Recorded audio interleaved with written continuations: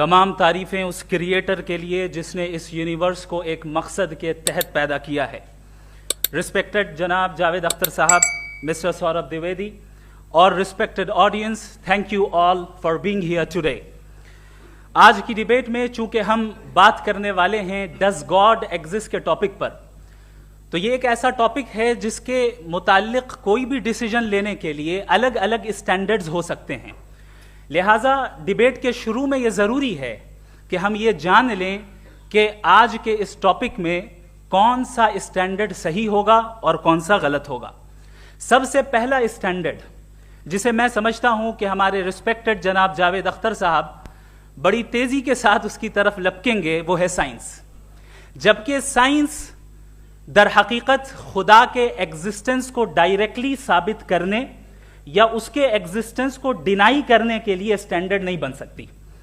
اور اس کی وجہ کیا ہے یہ میں نہیں کہہ رہا, یہ وہ لوگ کہہ رہے ہیں جو سائنس کے ایکسپرٹس ہیں. نیشنل اکیڈمی آف سائنس کہتی ہے science doesn't have the processes to prove اور disprove the existence of God. Y? کیونکہ سائنس کا تعلق ایمپیریکل ایویڈنس سے ہے, اور ایمپیریکل ایویڈنسز کا تعلق ہمارے نیچرل اور فزیکل ورلڈ سے ہے, جبکہ گاڈ نان فزیکل اور سپر نیچرل ریالٹی ہے.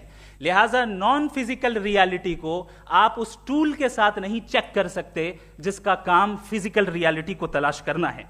لہٰذا آج اس ڈیبیٹ میں گاڈ کی ایگزسٹنس کو ثابت کرنے یا اسے ڈینائی کرنے میں سائنٹیفک ایویڈنس کو ایکسپٹ نہیں کیا جائے گا.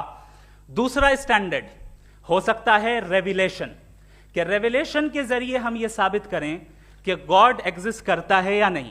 لیکن یہ اسٹینڈرڈ بھی آج ارریلیونٹ ہے. کیوں؟ کیونکہ ریویلیشن میرے نزدیک سورس آف نالج ہے, ویلڈ سورس آف نالج ہے, لیکن ہمارے جاوید اختر صاحب کے نزدیک یہ ویلڈ سورس آف نالج نہیں ہے. لہٰذا آج کی ڈیبیٹ میں ایک بھی ایویڈنس کسی بھی مذہبی اسکرپچر سے نہیں دوں گا تاکہ جاوید اختر صاحب کے لیے وہ ان ایکسیپٹیبل نہ ہو. تیسرا جو معیار ہو سکتا ہے وہ ہے آبزرویشن, کہ بھائی کوئی کہے کہ ہمیں خدا دکھاؤ, اگر ہے تو دکھاؤ, یا یہ کہ خدا کے ایگزسٹنس پر ایمپیریکل ایویڈنس دو. تو یہ ہے در حقیقت غلط ٹول کا استعمال کرنا. یہ ایسا ہی ہے کہ جاوید صاحب مجھ سے یہ مطالبہ کریں کہ مفتی صاحب آپ میٹل ڈیٹیکٹر کے ذریعے پلاسٹک ڈیٹیکٹ کر کے دکھائیں. اب چونکہ پلاسٹک ڈیٹیکٹ نہیں ہو پا رہی ہے لہٰذا plastic does not exist. Know, you are using the wrong tool. Us tool سے پلاسٹک کو ڈیٹیکٹ نہیں کیا جاتا. لہٰذا میں سمجھتا ہوں کہ گاڈ کے ایگزسٹنس پر ایمپیریکل ایویڈنس کا مطالبہ کرنا ایک بچکانہ مطالبہ ہے, اور ہمارے رسپیکٹڈ جناب جاوید اختر صاحب اس اسٹیج سے اب بہت آگے نکل چکے ہیں. اب بچتا ہے ایک ہی اسٹینڈرڈ, اور وہ اسٹینڈرڈ ہے عقل, لاجک, ریزننگ. اور یہی وہ اسٹینڈرڈ ہے جس کے تحت گاڈ کی ایگزسٹنس کو ثابت کیا جائے گا یا گاڈ کی ایگزسٹنس کو ڈینائی کیا جائے گا. لیکن چونکہ یہ بہت امپورٹنٹ اور سینسٹیو ٹاپک ہے, اس لیے لاجیکل آرگیومنٹ بھی ایسا ہونا چاہیے جو ڈیفینیٹو ہو, انڈیفینیٹو نہ ہو, جو 2 اور 2 4 کی طرح بالکل واضح ہو, جسے لاجیکلی ریجیکٹ کرنا پاسبل نہیں ہو. فار ایگزامپل ہم کہیں ہمارے رسپیکٹڈ مسٹر سوربھ صاحب یہ ایک انسان ہے اور تمام انسان کانشیس بینگ ہے, لہٰذا نتیجہ کیا نکلا, ہمارے سوربھ صاحب بھی کانشیس بینگ ہے. کیا یہ انڈیفینٹ آرگیومنٹ ہے یا ڈیفینٹ آرگیومنٹ ہے؟ یہ ڈیفینٹ آرگیومنٹ ہے. یہ 2 اور 2 کی طرح واضح ہے, اس میں کسی طرح جو ہے لاجیکلی اس کو ریجیکٹ نہیں کیا جا سکتا. تو اگر آج ہمارے جاوید اختر صاحب ایسی کوئی عقلی دلیل اور لاجیکل ایویڈنس دیں خدا کے نہ ہونے پر جو ڈیفینٹ بھی ہو, تو میں یہ اعلان کرتا ہوں کہ یقیناً میں اس ایویڈنس کو قبول کروں گا اور اس پر غور کروں گا. لیکن ساتھ میں یہ بھی اعلان کر دیتا ہوں پریڈکشن کے طور پر کہ ایسا کوئی ڈیفینٹ آرگیومنٹ کوئی نہیں پیش کر سکتا. دلیل ہم دیں گے اور ڈیفینیٹو دلیل دیں گے, لاجیکل دلیل دیں گے, ایسی دلیل دیں گے جو انٹائر ایتھیسٹک ورلڈ اسے ریفیوٹ نہیں کر سکتی. چلیں اب ہم ایک ایگزامپل سوچتے ہیں, ایک سینیریو, سمپل سینیریو. تمام آڈینس سے گزارش ہے, ہم اور آپ ایک آئسولیٹڈ آئیلینڈ پر ہیں, ایسا آئیلینڈ جہاں پہ ہم سے پہلے کوئی کبھی نہیں گیا. چلتے چلتے آپ کے سامنے اچانک آپ نے دیکھا ایک پنک کلر کی بال پڑی ہوئی ہے, सबसे पहला सवाल आपके जहन में क्या आएगा कि ये बॉल यहां क्यों आई, कैसे आई, ये पिंक कलर की ही क्यों है, कोई और कलर भी हो सकता था, ये इसी शेप में क्यों है, कोई और शेप भी हो सकता था। नेचुरली आप इस तरफ पहुंचेंगे कि कोई ना कोई है जिसने इन स्पेसिफिक प्रॉपर्टीज के साथ इस बॉल को बनाया है और यहां पे रखा है। चूंकि आप जानते हैं कि ये जो बॉल है इसका एग्जिस्ट करना जरूरी नहीं है, ये एग्जिस्ट कर भी सकती थी, नहीं भी कर सकती थी, और एग्जिस्ट करना ही था तो किसी और फॉर्म में करती, किसी और कलर में करती। अब आप इस बॉल को एक्सपैंड करते चले जाएं, एक्सपैंड करते चले जाएं, एक्सपैंड करते चले जाएं, यहां तक कि ये बॉल यूनिवर्स के साइज की हो जाए। बताइए कि क्या साइज के बढ़ जाने से सवाल बदल जाएगा? हरगिज नहीं बदलेगा। अभी भी सवाल रहेगा ये यूनिवर्स कहां से आया, इन स्पेसिफिक प्रॉपर्टीज के साथ कहां से आया, क्यों आया, किसने बनाया, ये सवाल उस वक्त भी वैलिड रहेगा। लेकिन ये सवाल अगर हम जनाब जावेद अख्तर साहब से करें तो चूंकि इनका वर्ल्ड व्यू एथिस्टिक है, और सिर्फ इनका नहीं, मतलब जितने भी एथिस्ट हैं और एथिस्टिक वर्ल्ड व्यू को रखने वाले से अगर आप ये सवाल करें कि ये यूनिवर्स कहां से आया, तो इनका जवाब या तो आर्ग्यूमेंट फ्रॉम इग्नोरेंस होगा या डॉगमेटिक होगा। या तो ये कहेंगे कि मुझे नहीं पता कि ये कहां से आया, लिहाजा गॉड डज नॉट एग्जिस्ट, ये आर्ग्यूमेंट फ्रॉम इग्नोरेंस है, या ये कहेंगे कि ये यूनिवर्स खुद ब खुद बन गया। इसका मतलब ये है कि उस बॉल को भी खुद ब खुद बन जाना चाहिए, लेकिन बॉल के ताल्लुक से ये एक्सप्लेनेशन एक्सेप्ट नहीं की जाएगी कि ये खुद ब खुद बन गई, लेकिन यूनिवर्स के ताल्लुक से कर दिया जाएगा। इसे हम दूसरे अल्फाज में डॉगमा भी कह सकते हैं।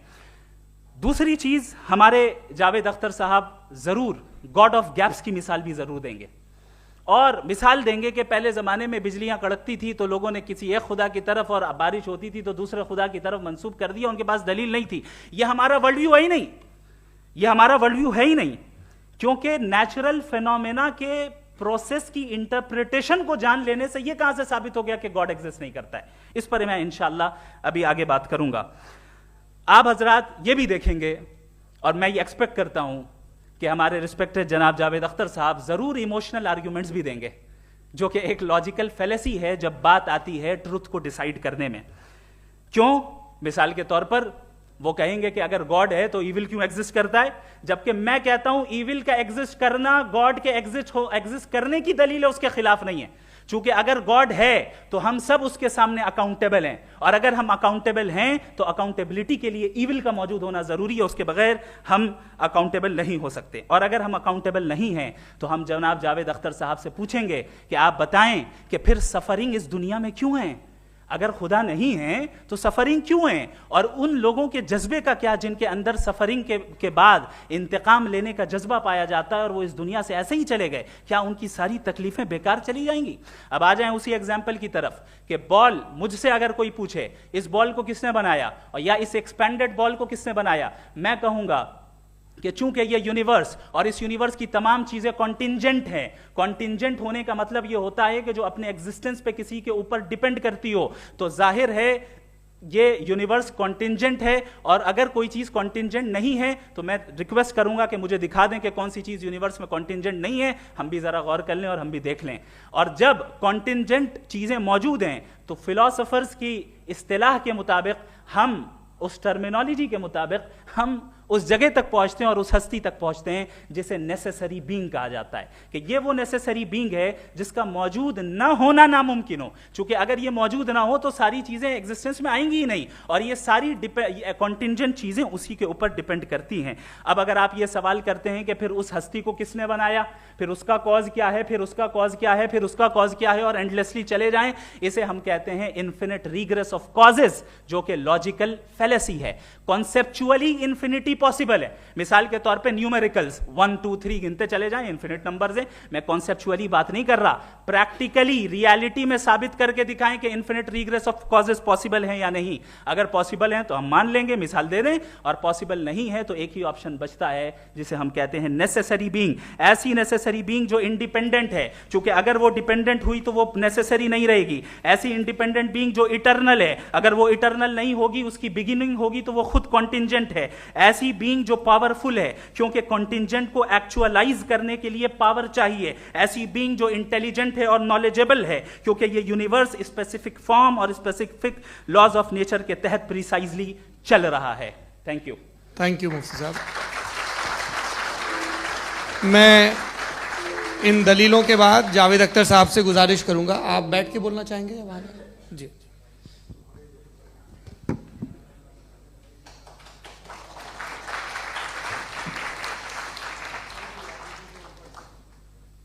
پہلے تو میں مفتی صاحب کو ایک اچھی خبر دینا چاہوں گا کہ میری نالج سائنس کے بارے میں بڑی معمولی ہے, تو آپ فکر نہ کریں اس کی, لیکن کچھ کامن سینس ہے مجھ میں.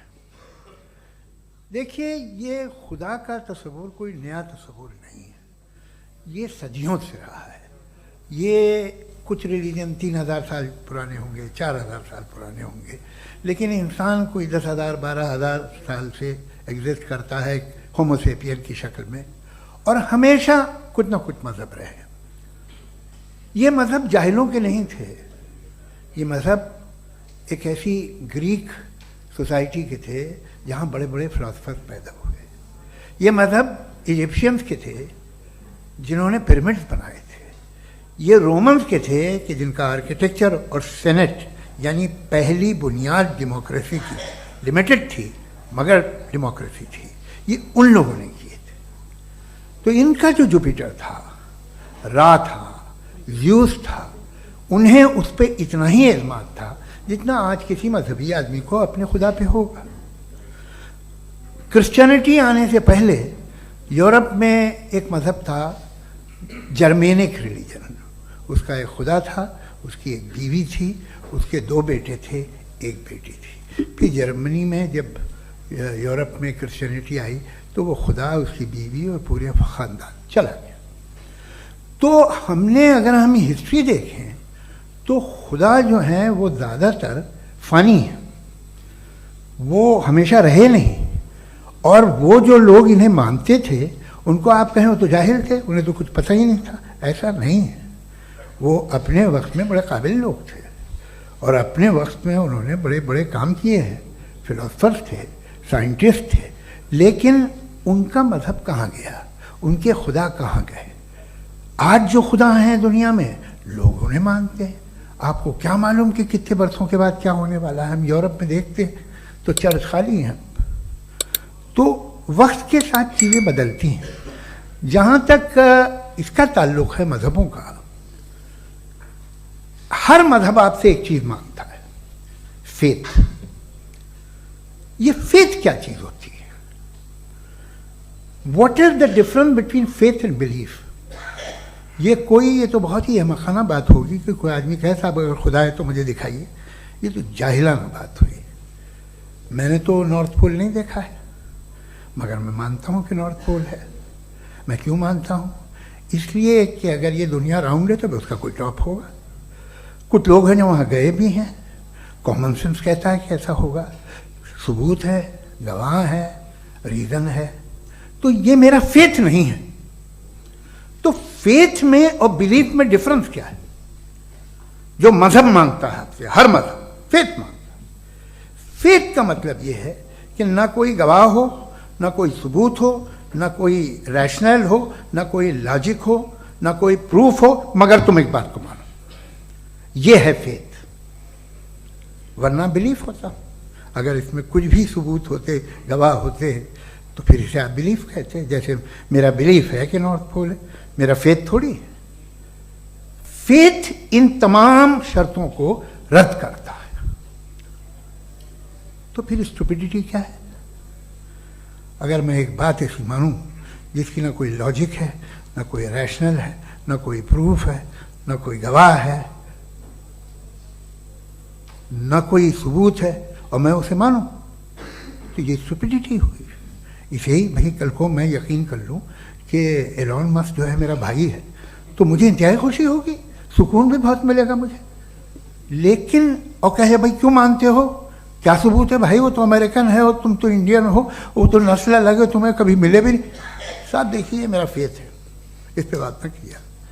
فیتھ کا مطلب ہی یہ ہے کہ آپ پروو نہیں کر سکتے. اگر آپ پروو کر سکتے ہو تو فیتھ کی ضرورت ہی نہیں, پھر تو آپ بات کریں گے, آپ کتنی بحث کر لیجیے. الٹیمیٹلی دنیا کا ہر مذہب فیتھ پہ ٹکا ہے, اور فیتھ کا مطلب ہے ایک ایسا یقین جس کا کوئی ثبوت, کوئی گواہ, کوئی ریشنل نہیں. اب آپ یہ کہیں کیا آپ یہ کیوں کہہ رہے ہیں کہ صاحب یہ کائنات کس نے بنائی؟ کمال یہ ہے کہ آپ نے بتایا کہ ایک آئلینڈ پہ گئے اور ایک بال دیکھی. آپ نے یہ نہیں کہا کہ آئلینڈ کس نے بنایا، آپ کو صرف بال پہ حیرت ہوئی. ہم نے آئلینڈ پہ ہم نے حیرت نہیں کی، ہوتے ہیں آئلینڈ. اسی طرح یہ آئلینڈ ہیں، ستارے، یہ گیلیکسیز، یہ سب آئلینڈ ہیں، خلا میں. ہم انہیں ٹیکن فار گرانٹیڈ لیتے ہیں، ہم پوچھتے نہیں کس نے بنائے. آپ نے جزیرے کے بارے میں بھی نہیں پوچھا ہے. میری پیدائش کیسے ہوئی؟ کیا میں پلانڈ پیدا ہوا تھا؟ I was planned to be born, یا ایک لکی اسپرم تھا جو کسی ایگ سے چپک گیا؟ میری پیدائش رینڈم. اور انصاف جسے آپ کہتے ہیں، انصاف کا تو نیچر سے کوئی واسطہ ہی نہیں ہے. جو آپ کہتے ہیں کہ ایک دن انصاف ملے گا، انصاف از اے ہیومن کانسیپٹ. نیچر میں کوئی انصاف نہیں. اگر شیر ہرن کو کھا جاتا ہے تو اسے کوئی سزا نہیں ملتی. اگر ایک آندھی آتی ہے اور ہرے بھرے پیڑوں کو اکھاڑ کے پھینک دیتی ہے تو آندھیوں کی جیل نہیں ہوتی ہے. نیچر میں انصاف نہیں، اس لیے وہ نیچر کو انصاف کی ضرورت بھی نہیں. نیچر تمام ایک ہے. اب ہم کہیں کہ صاحب یہ دیکھیے جو میں نے کھانا کھایا تھا یہ میری آنکھ تو نہیں یوں کر دیا اسے تو اسے سزا ملنی نہیں. وہ سسٹم ہے، ایسے ہی چل رہا ہے. نیچر بغیر انصاف کے ہے. انصاف از اے ہیومن کانسیپٹ. تو جو آپ سے کہتا ہے کہ میں تمہیں انصاف دوں گا وہ انسانی ذہن کی پیداوار ہے. یہ نیچرل ہے ہی نہیں، یہ آسمانی ہے ہی نہیں. نیچر کا تصور، انصاف کا تصور. بھائی آپ ساتھ ملتے ہیں، اب آپ لیفٹ ہینڈ ڈرائیو کر لیں، یہ کیا ہے؟ تمام سچ، تمام نیکی، تمام شرافت لیفٹ ہینڈ ڈرائیو ہے. ورنہ کیا ہوگا؟ یا تو آپ کیوس کر دیں گے، آپ کا ایکسیڈنٹ ہو جائے گا، یا آپ کسی کو مار دیں گے، یا ٹریفک جام ہو جائے گا. جھوٹ، بےایمانی، رشوت خوری، یہ تمام جو ہے driving on the wrong side ہے. اس کے اوپر کچھ نہیں. یہ تو ہم نے بنایا، جیسے ہم نے لیفٹ ہینڈ ڈرائیو بنائی ہے. یہ کانسیپٹ آف انصاف جو ہے یہ ہمارا ہے، اس کا نیچر سے کوئی واسطہ نہیں. شیر کھا جاتا ہے ہرن کو، اسے جیل ہوتی ہے کیا؟ کچھ بھی نہیں ہے ہی نہیں. تو یہ جو دنیا کے ریلیجن پرومس کرتے ہیں آپ سے انصاف، اسی سے معلوم ہوتا ہے کہ یہ مین میڈ ہے. یہ تصور کہیں اور کا ہے ہی نہیں. جو نیچر ہے، کچھ لوگ کہتے ہیں نیچر ہی خدا ہے، تو نیچر میں تو انصاف نہیں کہیں. اور آپ وعدہ کر رہے ہیں کہ تمہیں مرنے کے بعد انصاف ملے گا. مجھے اگر ملے گا تو میں بہت خوش ہوں گا، لیکن میں یقین نہیں کر پاتا ہوں، اس لیے کہ میں فیتھ نہیں پیدا کر سکتا. The very fact that religions demand faith, اس کا مطلب ہے کہ ان کے پاس جسٹیفیکیشن نہیں ہے. اچھا تھا پھر ریلیجن اگر ماڈریشن میں ہے، کوئی سا بھی نہیں، وہ آپ میں کچھ خوبیاں بھی پیدا کرتا ہوگا. دیکھیے اس سے یہ فائدہ ہے، وہ فائدہ ہے.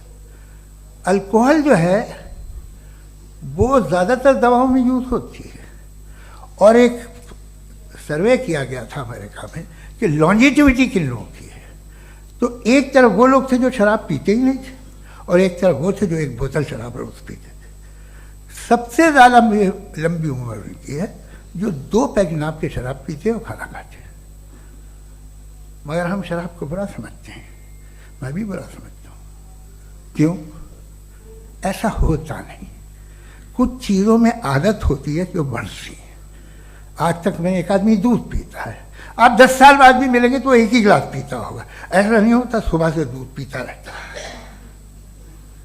ملکوہلک میں نے نہیں دیکھے، الکوہلک ہوتے ہیں. یہ ٹینڈنسی ہے مذہب کی کہ وہ بڑھتا ہے، جیسے کینسر بڑھتا ہے، جیسے شراب بڑھتی ہے. کچھ لوگ ہوں گے جو اسے صحیح طرح سے یوز کرتے. مجھے یقین ہے کہ ہمارے مفتی صاحب بھی ان میں سے ایک ہیں. ان سے بہت خوشی ہوئی مجھے ان سے مل کے. لیکن کتنے لوگ ہیں کہ آج آپ دیکھتے ہیں دنیا میں جو تباہیاں ہیں ان میں کتنا ہاتھ ہے ان لوگوں کا جو believer.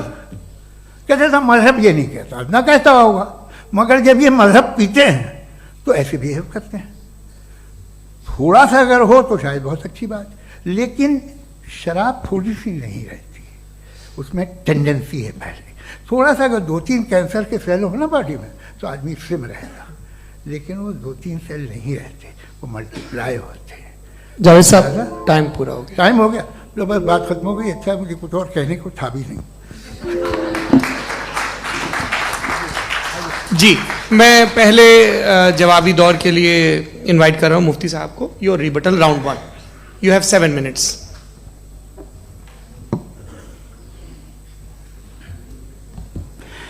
Thank you very much Javed साहब, आपकी बात को सुनकर बड़े महजूज हुए हम लोग। महजूज, do you understand? We enjoyed. Okay, अब थोड़ा सा लॉजिकली उसको हम लोग देखते हैं। दरअसल हम लोगों ने कल गुजारिश की थी मुफ्ती साहब से भी, जावेद साहब से भी, कि हिंदुस्तानी ज़बान आम फहम सबको समझ में आ जाए, और जहां कहीं आप मुश्किल शब्द इस्तेमाल करें वहां बताते भी चलें। Thank you. तो सबसे पहले हमारे रिस्पेक्टेड जावेद साहब ने हवाला दिया कि खुदा फानी है। कितने मजहब आगे चले गए, किसी ने जुपिटर को खुदा माना, किसी ने किसी को माना। मैं कहता हूं जिसने कॉन्टिंजेंट चीज को खुदा माना, गलत माना, वो खुदा ही नहीं, वो खुदा ही नहीं है। हम तो नेसेसरी बीइंग को साबित करने बैठे हैं, वो नेसेसरी कॉज जो इटरनल है, जो अबदी भी है और अजली भी है। हम किसी और को साबित करने नहीं बैठे। दूसरी चीज उन्होंने कहा कि फेथ एंड बिलीफ, ये एक ऐसी डेफिनेशन है फेथ की जो इन्होंने पहली मर्तबा पेश की है, या माफ कीजिएगा इन्होंने पहली मर्तबा पेश नहीं की है, रिचर्ड डॉकिंस ने पहली मर्तबा पेश की है। मुझे मालूम है ये सोर्स कहां से है। एपिस्टेमोलॉजिकली फेथ और बिलीफ का फर्क आप इस तरह नहीं कर सकते सर। फेथ सही भी होता है, गलत भी होता है, बिलीफ सही भी होता है, गलत भी होता है। जो लॉजिक, रीजन और एविडेंस से बैक्ड होगा वो फेथ सही होगा। और आप जिस फेथ की बात कर रहे हैं कि इलॉजिकल है और उसके पीछे नहीं है, तो we are on the same page. हम नहीं मानते उस फेथ को, जो फेथ ऐसा हो जिसके पीछे कोई लॉजिक ना हो, एविडेंस ना हो, हम नहीं मानते। हम तो उस फेथ के कायल हैं जिसके पीछे लॉजिक हो और एविडेंस हो। तो बिलीफ सही भी होता है, गलत भी होता है, फेथ भी सही होता है और गलत भी होता है। तो आज फेथ और बिलीफ के डिफरेंस पे बात नहीं हो रही है। आज आप चाहे फेथ एक्सेप्ट कर लें या बिलीफ एक्सेप्ट कर लें, आज ये बात होगी कि ट्रूथ क्या है, चाहे ट्रू बिलीफ सही है या ट्रू फेथ सही है, और फॉल्स फेथ क्या है और फॉल्स बिलीफ क्या है, बात इस पे हो रही। दूसरी चीज इन्होंने पूछा स्टुपिडिटी फिर क्या है। अगर फेथ रिलीजन स्टुपिडिटी नहीं है तो और क्या है? चूंकि फेथ का मुतालबा करते हैं तो स्टुपिडिटी क्या है? मैं कहता हूं स्टुपिडिटी एथिज्म है। उसकी वजह यह है कि आप एक सड़क पे जा रहे हो और आप किसी गार्डन में जाएं और देखें वहां लिखा है फूलों के साथ I love Javed Akhtar, and I really do, I love you sir. So जब आप वहां पर पहुंचे तो वहां पहुंचकर अब ये बताएं, क्या आप ये कहेंगे वाह व्हाट अ नेचुरल सिलेक्शन? ये क्या नेचुरल सिलेक्शन है? नहीं, ये प्रिसाइजली डिजाइंड है, इसके पीछे डिजाइनर है।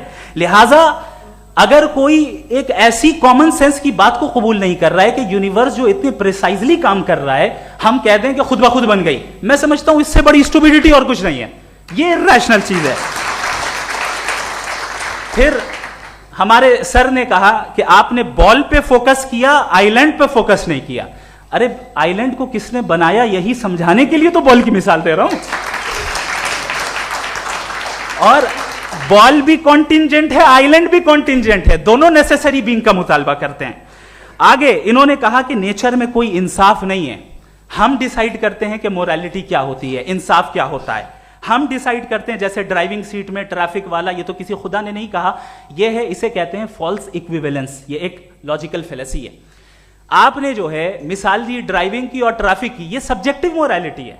आप सब्जेक्टिव मोरालिटी को मिसाल बनाकर ऑब्जेक्टिव मोरालिटी के ऊपर नहीं थोप सकते। इंसाफ की ऑब्जेक्टिव मोरालिटी। अगर आप ये कहते हैं कि नेचर में इंसाफ नहीं है, तो इंसाफ का न होना ये नेचुरल हुआ, तो फिर नेचर को नेचर रहने दे। क्यों हम इतना स्ट्राइव कर रहे हैं दुनिया में इंसाफ लाने के लिए? ये तो इलॉजिकल बात है, इरैशनल बात है। इसलिए बहुत सी चीजें ऐसी हैं जो ऑब्जेक्टिवली जो है इविल या गुड हैं, और बहुत सी चीजें ऐसी हैं जो सब्जेक्टिवली हैं। सब्जेक्टिवली जो मोरल होता है या इमोरल होता है, उसको हम सोशल कंसेंसस से या पर्सनल प्रेफरेंस से डिसाइड करते हैं। लेकिन जो ऑब्जेक्टिव मोरालिटी है, जिसमें इंसाफ आया, जो इन्होंने बार बार रिपीट किया, ये ऑब्जेक्टिव है, सब्जेक्टिव नहीं है। अगर आप कहते हैं ये सब्जेक्टिव है, तो मेरा सवाल आपसे ये है, क्या सोशल कंसेंसस के जरिए अगर जुल्म को सही करार दे दिया जाएगा तो आप जुल्म को जस्टिफाई करेंगे? दूसरी चीज, इन्होंने ये कहा कि 2 पैक शराब पी लें तो वो उतने पे नहीं रहता, बढ़ जाता है। यही मामला मजहब के साथ है, 2 पैक आप पी लें बढ़ेगा। तो ये एक ऐसी मिसाल है, इसको कहीं भी फिट कर लें कि आप एथिज्म पे जब फिट करें, जब आप 2 पैक एथिज्म का लेंगे ना, तो वो बढ़ बढ़ के नॉर्थ कोरिया बनेगा। Thank you.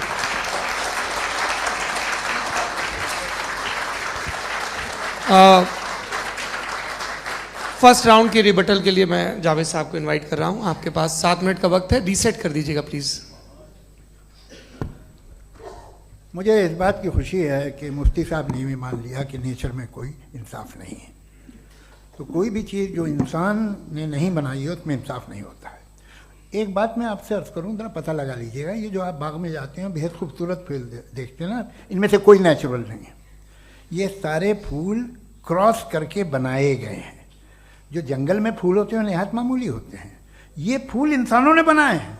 जो आप बाग में देख के वाह वाह कहते हैं, ये इंसानों के बनाए हुए हैं। डिफरेंट फूलों को क्रॉस करके, डेवलप करके, फिर क्रॉस करके इस तरह से बनाए गए। नेचुरल फ्लावर नहीं। किसी जंगल वीरान में जाके आप गुलाब के फूल नहीं देखेंगे। ये सब बनाए हुए इंसान ने, बहुत से काम इंसान ने किए हैं। बाकी है कि आपने मेरी एक बात का जवाब नहीं दिया, जिससे मुझे शिकायत है कि फेथ क्या है और आप फेथ मांगते क्यों हैं मुझसे? आप तो लॉजिकल हैं, आपके पास तो सारे रैशनल्स हैं, आपके पास सारे सबूत हैं, तो आपको फेथ की डिमांड क्यों करते हैं कि भाई तुम सरेंडर कर दो और सवाल मत करो? कोई मजहब सारे सवाल करने की इजाजत नहीं देता है और मना करता है कि दादा सवाल ना करो, बह जाओगे तुम। आप क्यों रोकते हैं? हकीकत यह है कि इंसानी तारीख क्या है। इंसानी तारीख ये है कि दुनिया में 2 तरह के लोग हुए। एक वो जिन्होंने अपनी लाइल्मी की परस्तिश की है, दूसरे वो जिन्होंने अपनी इग्नोरेंस या लाइल्मी से झगड़ा किया है और मालूम किया है कि क्या है। ये जो आप कह रहे हैं, आज आप हैरान हैं कि भाई ये यूनिवर्स कैसे बनी। लोग हैरान थे कि सूरज डूबता है तो इधर से कैसे निकलता है। और आप एक कदम जाके हमेशा का मानने को तैयार है, एक कदम पीछे ही मान जाइए। भाई आप इसके बाद जाते हो, कहते सवाल ना करना कि ये कहाँ से आया, ये पावर तो हमेशा से हमेशा रहेगी। तो आप यूनिवर्स के बारे में मानने में क्या तकलीफ है? एक कदम पहले रुक जाइए। ये हमेशा से थी या नहीं थी, हमें मालूम नहीं है। और ये कहना कि हमें मालूम नहीं है, कमाल ये है कि दुनिया के सारे मजहब सब जानते हैं ये दुनिया कैसे बनी थी, कैसे मिटेगी, मरने के बाद क्या होगा, इनको सब इल्म है। इनको किसी को डायनासोर होते थे पहले ये नहीं पता था, किसी को नहीं पता। किसी भी दुनिया की मजहबी किताब में डायनासोर का जिक्र नहीं है। लेकिन बाकी सब बातें, how to make universe in 4 easy lessons and बाकी सब पता है। जिसको सब पता है वो गड़बड़ है। हम में ये इंकिसार, ये ह्यूमिलिटी होनी चाहिए कि हम ये कहें कि हमें ये बहुत सारी बातें नहीं मालूम, लेकिन हम उनकी परस्तिश न करना, अपनी लाइल्मी को की परस्तिश न करें, हम उसे पता लगाने की कोशिश करें। जिस दुनिया में आप बैठे हैं सर, ये हॉल जो है, ये इलेक्ट्रिसिटी जो है, ये माइक जो है, जिस हवाई जहाज से आप आए थे, वो जिस कार से आप यहाँ आए हैं, ये सब उन लोगों की बनाई हुई है जिन्होंने सवाल किए थे। ये दुनिया जिसमें आप आज आराम से हैं, ये उन लोगों की बनाई है कि जिन्होंने सवाल किए थे। और हर स्टेज पे इन सवालों को मकरूह कहा गया था, गलत कहा गया था। आप जरा तारीख पढ़िए, एक बड़ी दिलचस्प किताब है बर्ट्रैंड रसेल की, जिसमें उसने रिलीजन एंड साइंस कि कब से रिलीजन जो है साइंस के अगेंस्ट है। और हद तो यह है कि भाप के इंजन के खिलाफ थे, स्टीम इंजन के भी खिलाफ थे, और फतवे हुए उन पर, वेटिकन ने दिए। तो ये हमेशा, अभी जैसे ही ये राइट विंगर आते हैं अमेरिका में पावर में, तो वो जो अपना ये क्या बोलते हैं उसे, सीड क्या बोलते हैं, सीड क्या जो, हाँ नहीं सीड जो होते हैं जिस पे جی نہیں بھائی، وہ جو ہیومن باڈی کے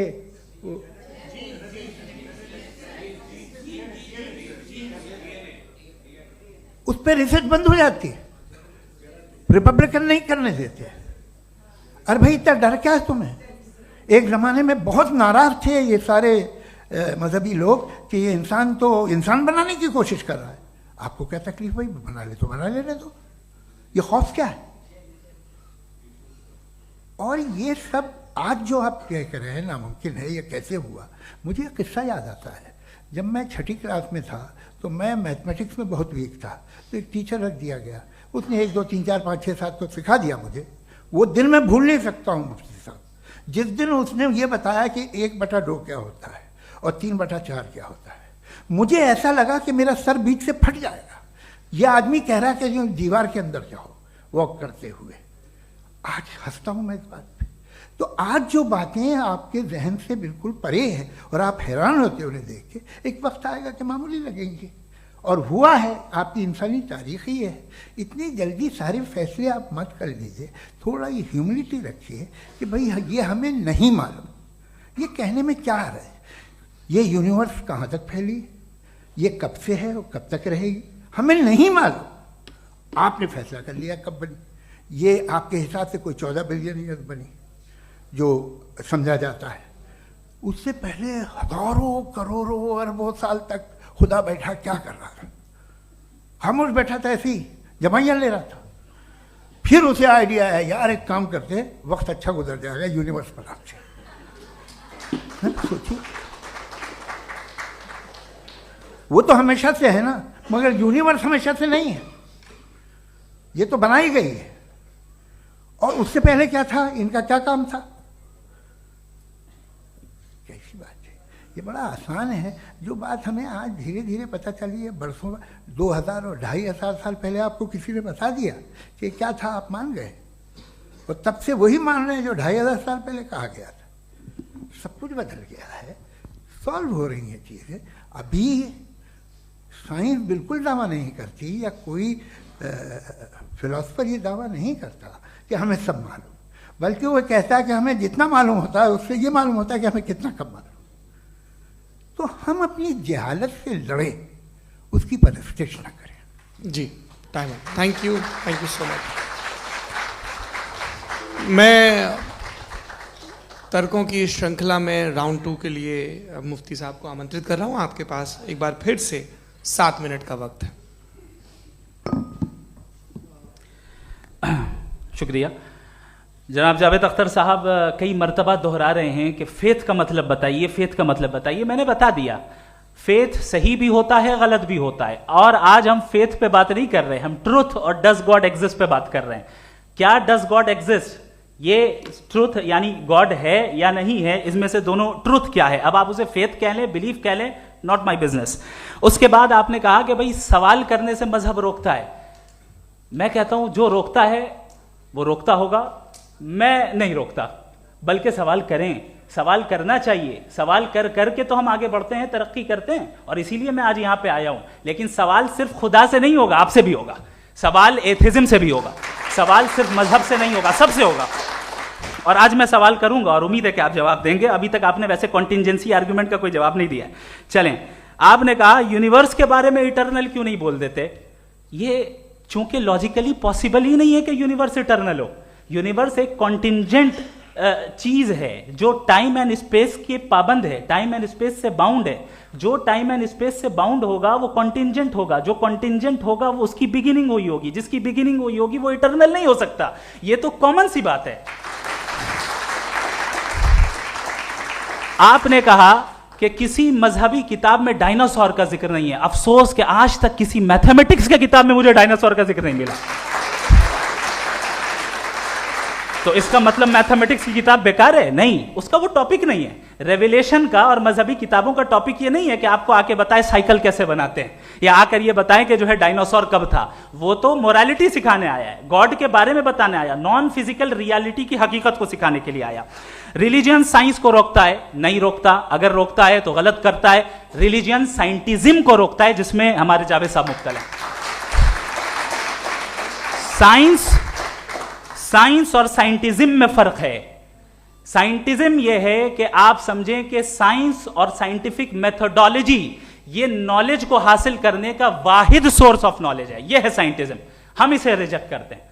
ہم سائنس کو تو ترقی کرتے ہیں، بھائی آپ ہماری پوری تاریخ کر لیں، پڑھ لیں تو آپ کو پتہ چل جائے گا. بہرحال یہ الگ ٹاپک ہے. اس کے بعد انہوں نے ایک لفظ کہا، ویٹیکن نے فتویٰ دیا. ویٹیکن کا فتوے سے کوئی تعلق نہیں ہے، دونوں کانٹراڈکٹری الفاظ ہیں. اس کے بعد انہوں نے کہا کہ بھائی ہمیں نہیں معلوم. اگر نہیں معلوم تو کلیئرلی کہہ دینا کہ نہیں معلوم ہے، اس میں کیا حرج ہے؟ تو وہی تو میں کہہ رہا ہوں نا کہ آپ کہہ دیں کہ نہیں معلوم، لیکن کلیم کیوں کر رہے ہیں کہ گاڈ ایگزسٹ نہیں کر رہا ہے؟ آپ کہہ دیں نہیں معلوم ہے، ہو سکتا ہے ہو سکتا نہ ہو، لیکن آپ کلیم کر رہے ہیں. دا مومنٹ یو سے God does not exist, this is a claim, and now the burden of proof is upon you to, جیسے ہمارے اوپر ہے. اور کیوں ہے میں بتاتا ہوں، کیوں ہے یہ بھی میں بتاتا ہوں. فلسافیکلی جو کلیم ہوتا ہے نا، صرف یہ نہیں ہوتا کہ انسان کہے پازیٹیو کلیم کرے اور نیگیٹو کلیم کرے تو برڈن آف پروف نہیں ہے. آپ مثال کے طور پہ میں کہوں کہ فلاں اس کمرے میں کوئی نہیں ہے، میں نے ایک نالج کا کلیم کیا ہے. اس کمرے میں کوئی نہیں ہے، میں نے ایک نالج کا کلیم کیا. یا تو میں کہوں مجھے نہیں پتا، ہو بھی سکتا ہے نہیں بھی ہو سکتا ہے، دس از ناٹ اے کلیم. لیکن جب میں کہہ رہا ہوں کہ وہاں کوئی نہیں ہے، یا میں کہہ رہا ہوں وہاں کوئی ہے، دونوں کلیم ہے اور دونوں کے اوپر برڈن آف پروف ہے. ہمارے اوپر بھی برڈن آف پروف ہے. میں نے کنٹینجنسی آرگیومنٹ دیا، اسے توڑ کر دکھائیے. آخری چیز انہوں نے کہا کہ خدا دنیا بنانے سے پہلے 150 سال پہلے یا کروڑوں سال پہلے کیا کر رہا تھا. ارے حضرت چلیں، بہرحال میں جواب دے دیتا ہوں.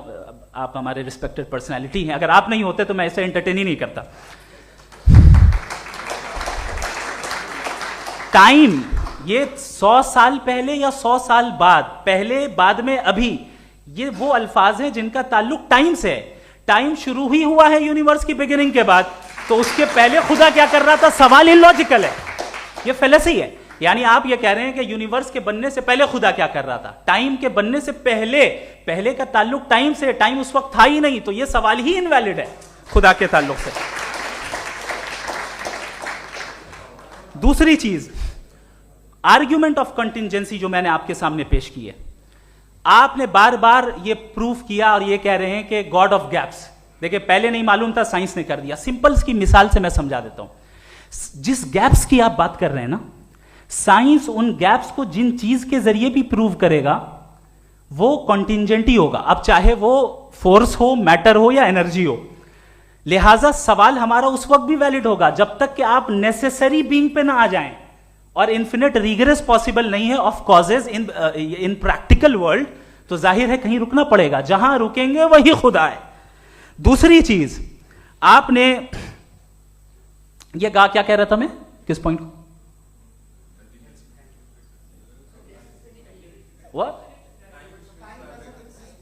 Oh no, after that. Just now. ہاں جہاں روکیں گے وہی خدا ہے. بہرحال تو ٹائم کا ذکر ہو گیا. گاڈ آف گیپ، سوری، یا اس کی ایک مثال آپ لے لیں. ایک کار ہے، ایک صاحب نے دیکھا کہ بھائی کار جو ہے اس کے ویلز کتنے اچھے لگے ہوئے ہیں صحیح جگہ پہ، اسٹیئرنگ جو ہے کتنے اچھے جگہ پہ لگی ہوئی، اور سیٹس کتنے ویل ڈیزائنڈ ہے، کتنی پریسائزلی یہ کار کام کر رہی ہے. تو ضرور کوئی نہ کوئی اسے کریٹ کیا ہے، کسی نے کریٹ کیا ہے. اب جاوید صاحب آئیں اور کہیں ارے جناب بونٹ کھولیے، اس میں انجن ہے، انجن اس کار کو چلا رہا ہے، hence prove know one has created the car. This is illogical, this is irrational. آپ نے انجن کے ذریعے اس گیپ کو تو ثابت کیا، لیکن کیا اس سے کار کی جو کریشن ہے اور اس کا جو کریٹر ہے یہ امپاسبل ہو جائے؟ ایسا پاسبل ہے؟ اس کا سوال ختم ہو جائے؟ ایسا پاسبل ہے؟ نہیں. آپ نے گیپس کو فل کر کے, کنٹینجنٹ چیزوں سے گیپس کو فل کر کے ہمارے آبزرویشن کو اور براڈ کر دیا. اب ہمیں اور پتہ چل گیا کہ یہ جو کار ہے اس کا سسٹم کتنا زیادہ کمپلیکس ہے. پہلے کم سمجھتے تھے, اب کمپلیکسٹی اور زیادہ واضح ہو گئی. اب ہمیں سمجھ میں آ رہا ہے کہ ہماری سرٹینٹی اور بڑھ گئی کہ ضرور اس کار کو کسی نہ کسی نے بنایا. یہی معاملہ یونیورس کا ہے. سائنس ہمیشہ فزیکل ورلڈ کی چیزوں کو ہی فل کرتی جائے گی اور فزیکل چیزوں سے ہی کرتی جائے گی, چونکہ امپیریکل ایویڈنس کا تعلق فزیکل ورلڈ سے ہے. آپ سائنس کے ذریعے میٹا فزیکل ریالٹی کو کبھی ثابت نہیں کر سکتے. یہ رانگ ٹول کا استعمال کرنا ہے. یہ وہی کام ہے کہ آپ میٹل ڈیٹیکٹر سے پلاسٹک ڈیٹیکٹر کرنے چلیں, جو کہ ظاہر ہے صحیح نہیں ہے. Thank you.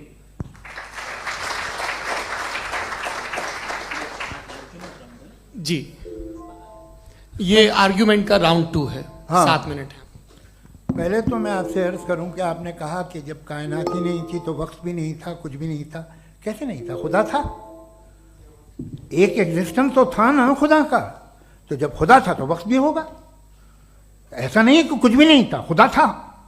اچھا, باقی یہ کہ آپ نے کہا صاحب آپ ثابت کیجئے, آپ کے پاس بھی لاجک ہے یا میرے پاس بھی لاجک ہے. آپ میرا ذمہ داری نہیں ہے ثابت کرنا کہ خدا ہے. برٹن رسل نے بڑی اچھی بات کہی. برٹن رسل نے بڑی اچھی بات کہی. میں آپ سے اگر یہ دعویٰ کروں کہ ایک چائے کی کیتلی مریخ کے چاروں طرف گھوم رہی ہے, مارس کے چاروں طرف, تو یہ آپ کا کام نہیں ہے کہ آپ ثابت کریں کہ کوئی چائے کی کیتلی نہیں ہے. یہ میرا کام ہے, میں نے دعویٰ کیا ہے. یہ دعویٰ تو مذہبی لوگ کرتے ہیں کہ خدا ہے. میں کیوں ثابت کروں کہ نہیں ہے؟ جب تک آپ مجھے کنونس نہیں کر دیں میں نہیں مانوں گا. آپ کی ذمہ داری ہے, میری ذمہ داری نہیں ہے. دوم یہ کہ یہ جو آپ کہہ رہے ہیں جو گیپس ہیں, یہ گیپ جب کسی مذہب کو چیلنج کرتے ہیں, جب ایسا کوئی بات آتی ہے تو ہنگامہ ہو جاتا ہے کہ جب وہ چیلنج کریں کسی فیتھ کو. یہ تمام سائنس جو ہے اسے مختلف جگہوں پہ مختلف وقتوں میں مذہب نے روکنے کی کوشش کی ہے. یہ کتاب ہے ریلیجن اینڈ سائنس, برٹن رسل کی, پڑھیے گا, اچھی لگے گی آپ کو. تاریخی ہے سائنس, مذہب کی سائنس سے اس کا یہی رشتہ ہے. اچھا, اب یہ ہم سوچیں کہ بہرحال یہ وجود جو ہے مذہب اور یہ بلیو ان گاڈ انسان کو بہتر بنا دیتا ہے. تو ایک کام کیجئے, ہندوستان ورلڈ کا نقشہ لیجئے اور مارک کیجئے کہ ریلیجن کہاں کہاں زیادہ ہے, کہاں کہاں, چاہے وہ لیٹن امریکہ ہو یا مڈل ایسٹ ہو یا فار ایسٹ ہو یا ہندوستان کے وہ علاقے جہاں مذہبیت زیادہ ہے. رکھ دیجئے نقشہ الگ. اب دوسرا نقشہ کہ کہاں کہاں ناانصافی, ریپریشن, عورتوں کے حقوق کی پامالی, ظلم, ڈکٹیٹرشپ کہاں ہے. نقشہ ایک ہی ہوگا. تو آپ مجھے بتائیں کہ جو اس کا ترکیب استعمال کیا ہے. خدا کا ترکیب استعمال تو بتائیے. آپ چھوٹی سی دوا سڑک پہ بیچتے ہیں, اس کی بھی ترکیب استعمال بتاتے ہیں. اس کے استعمال سے تو فائدہ نہیں ہوا کسی کو. جو سارے کے سارے خراب ملک ہیں, خراب سماج ہے, وہ سارے ظلم خدا کے نام پہ کرتے ہیں. وہ غلط کرتے ہیں, صحیح کرتے ہیں, مجھے کیا لینا دینا اس سے. استعمال سے معلوم ہوتا نا. ایک وسکی کی بوتل کبھی شاید دیکھی ہو آپ نے, لال رنگ کی ہوتی ہے, اس پہ روشنی اور چھپڑی انتہائی خوبصورت لگتی ہے. کیا بگاڑ رہی ہے کسی کا؟ اس کا استعمال غلط ہے, اس لیے آپ اسے ناپسند کرتے ہیں. اس کا استعمال غلط ہے. اس تصور کا استعمال ہی غلط ہے اور ہمیشہ سے غلط ہوا ہے. آپ دیکھ لیجیے, انسانی تاریخ دیکھ لیجیے, آج دیکھ لیجیے, ہندوستان دیکھیے, دنیا دیکھ لیجیے, کیا ہو رہا ہے. اسے کیسے استعمال کر رہے ہیں. فیتھ والے لوگ کیا فیئر ہیں, جسٹ ہیں, جو اپنے خداؤں پہ یقین رکھتے ہیں, وہ کس طرح کے لوگ ہیں. وہ لوگوں کو انصاف دیتے ہیں, وہ بہتر انسان بنے. تو اس دوا کا فائدہ کیا ہے؟ چلو بہت فائدہ ہو رہا تو میں استعمال کر لوں گا. مجھے تو اس دوا کا کوئی فائدہ دکھتا ہی نہیں. مجھے تو ایسا لگتا. میں ایک اور بات بتاؤں, اگر کوئی آدمی مذہبی ہے اور اچھا آدمی ہے تو میں اس کی بہت عزت کرتا ہوں, اس لیے کہ میرا خیال ہے مذہبی آدمی کا اچھا ہونا مجھ سے اچھا ہونے سے زیادہ مشکل ہے. بھائی ہر چیز کی ایک لمٹ ہے. آپ اتنا بھاگ سکتے ہیں, اتنا نہیں بھاگ سکتے. اتنا وزن اٹھا سکتے, اتنا نہیں اٹھا سکتے. اتنا دور دیکھ سکتے ہیں, اتنا دور نہیں دیکھ سکتے. اسی طرح کامن سینس کہتا ہے کہ آپ میں نیکی کا بھی ایک کوٹا ہوگا. اب آپ اگر صبح جاتے ہیں اپنی عبادت گاہ اور عبادت کرتے ہیں تو باہر نکلتے ہیں تو آپ تو یہی محسوس کرتے ہیں کہ آپ نے ایک بہت اچھا کام کیا. آپ کی نیکی کا ایک بہت بڑا کوٹا خرچ ہو گیا جس سے کسی کا کوئی فائدہ نہیں ہو. میں تو نہیں جاتا ہوں تو مجھے تو کسی کو کھانا کھلانا پڑے گا, کسی بیوہ کی مدد کرنی پڑے گی. میں اپنا کوٹا کیسے کنزیوم کروں؟ آپ اپنا کوٹا سارے مذہبی لوگ انتہائی یوزلیس کاموں میں یوز کرتے ہیں. اس کے بعد بھی اگر آپ میں بچتی ہے تھوڑی سی شرافت تو بھائی واہ کیا بات.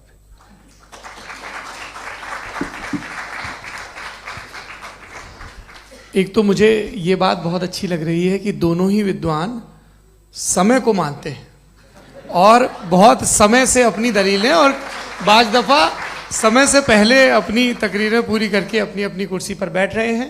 یہ اس آرگیومنٹ کا راؤنڈ 2 پورا ہوا. اب ریبٹل کا راؤنڈ 2 ہے اور اس کے بعد کراس ایگزامینیشن ہوگا. نہیں, آپ کا آرگیومنٹ ہو گیا سر. ہمارے یہاں اسکول کے سلیبس میں پنچ پرمیشور کہانی پڑھائی جاتی ہے پریم چند جی کی لکھی ہوئی. آپ نشچنت رہیے, آپ کے کوئی راؤنڈ میں مس نہیں ہونے دوں گا. ریبٹل کا راؤنڈ 2 مفتی شمائل ندوی صاحب.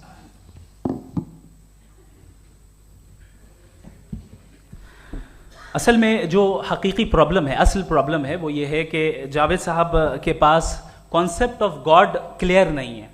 انہوں نے کہا کہ کائنات سے پہلے خدا تو تھا, تب بھی تو ٹائم ہوگا. یہ ٹائم کائنات کا حصہ ہے. ہم خدا اس خدا کو مانتے ہیں نیسیسری بینگ کا ٹائم لیس ہونا ضروری ہے چونکہ وہ ٹائم کا کریٹر ہے. جب اس نے ٹائم کو کریٹ کیا تو وہ خود ٹائم پہ کیسے ہوگا؟ اس نے جب اسپیس کو کریٹ کیا تو خود اسپیس میں کیسے ہوگا؟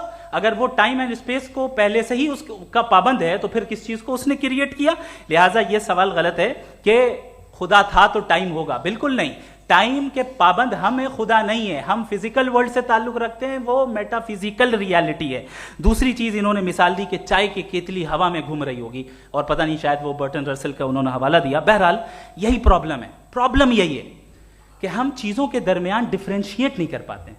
یہ جو آپ نے مثال دی یہ امیجینیشن ہے اور میں جو ثابت کر رہا ہوں وہ لاجیکل نیسیسٹی ہے. آپ امیجن کرنے آئے تو کچھ بھی کریں, جوپیٹر میں پنک ایلیفنٹ ہوگا, یونیکارن ہوگا, کریں. اس سے کائنات پہ کیا فرق پڑتا ہے؟ اس سے آپ لاجیکل نیسیسٹی ثابت نہیں کر سکتے. میں تو اس پرائم کاز کی بات کر رہا ہوں, اس نیسیسری بینگ کی بات کر رہا ہوں جس کے بغیر اس کائنات کا ایگزسٹنس ممکن نہیں ہے. دوسری چیز, مذہب کو سائنس چیلنج کرتی ہے وغیرہ وغیرہ, یہ ہمارا ٹاپک ہی نہیں ہے. میں اس پہ بات کروں گا تو پھر میرا وقت چلا جائے گا. مذہب کے اوپر چونکہ ہماری ڈسکشن نہیں ہے. سائنس کو مذہب اور بالخصوص میں اور ہمارا ورلڈ ویو کم از کم سائنس کو پیچھے نہیں کرتا ہے, سائنٹزم کی مذمت کرتا ہے. اس کی وضاحت میں نے پہلے کر دی. دوسری چیز انہوں نے کہا ورلڈ کا نقشہ لیجئے, ورلڈ میپ لیجئے, 2 الگ الگ جگہ کی. حضرت میں نے یہ ہوم ورک کیا تھا اور میں نے مڈل ایسٹ کا ایک نقشہ لیا اور یورپ کا ایک نقشہ لیا. یہ مذہبی علاقہ اور یہ لبرل اور ایتھیسٹ علاقہ. مجھے پتا چلا کہ سب سے زیادہ ریپ کیسز جو ہیں وہاں پر ہیں.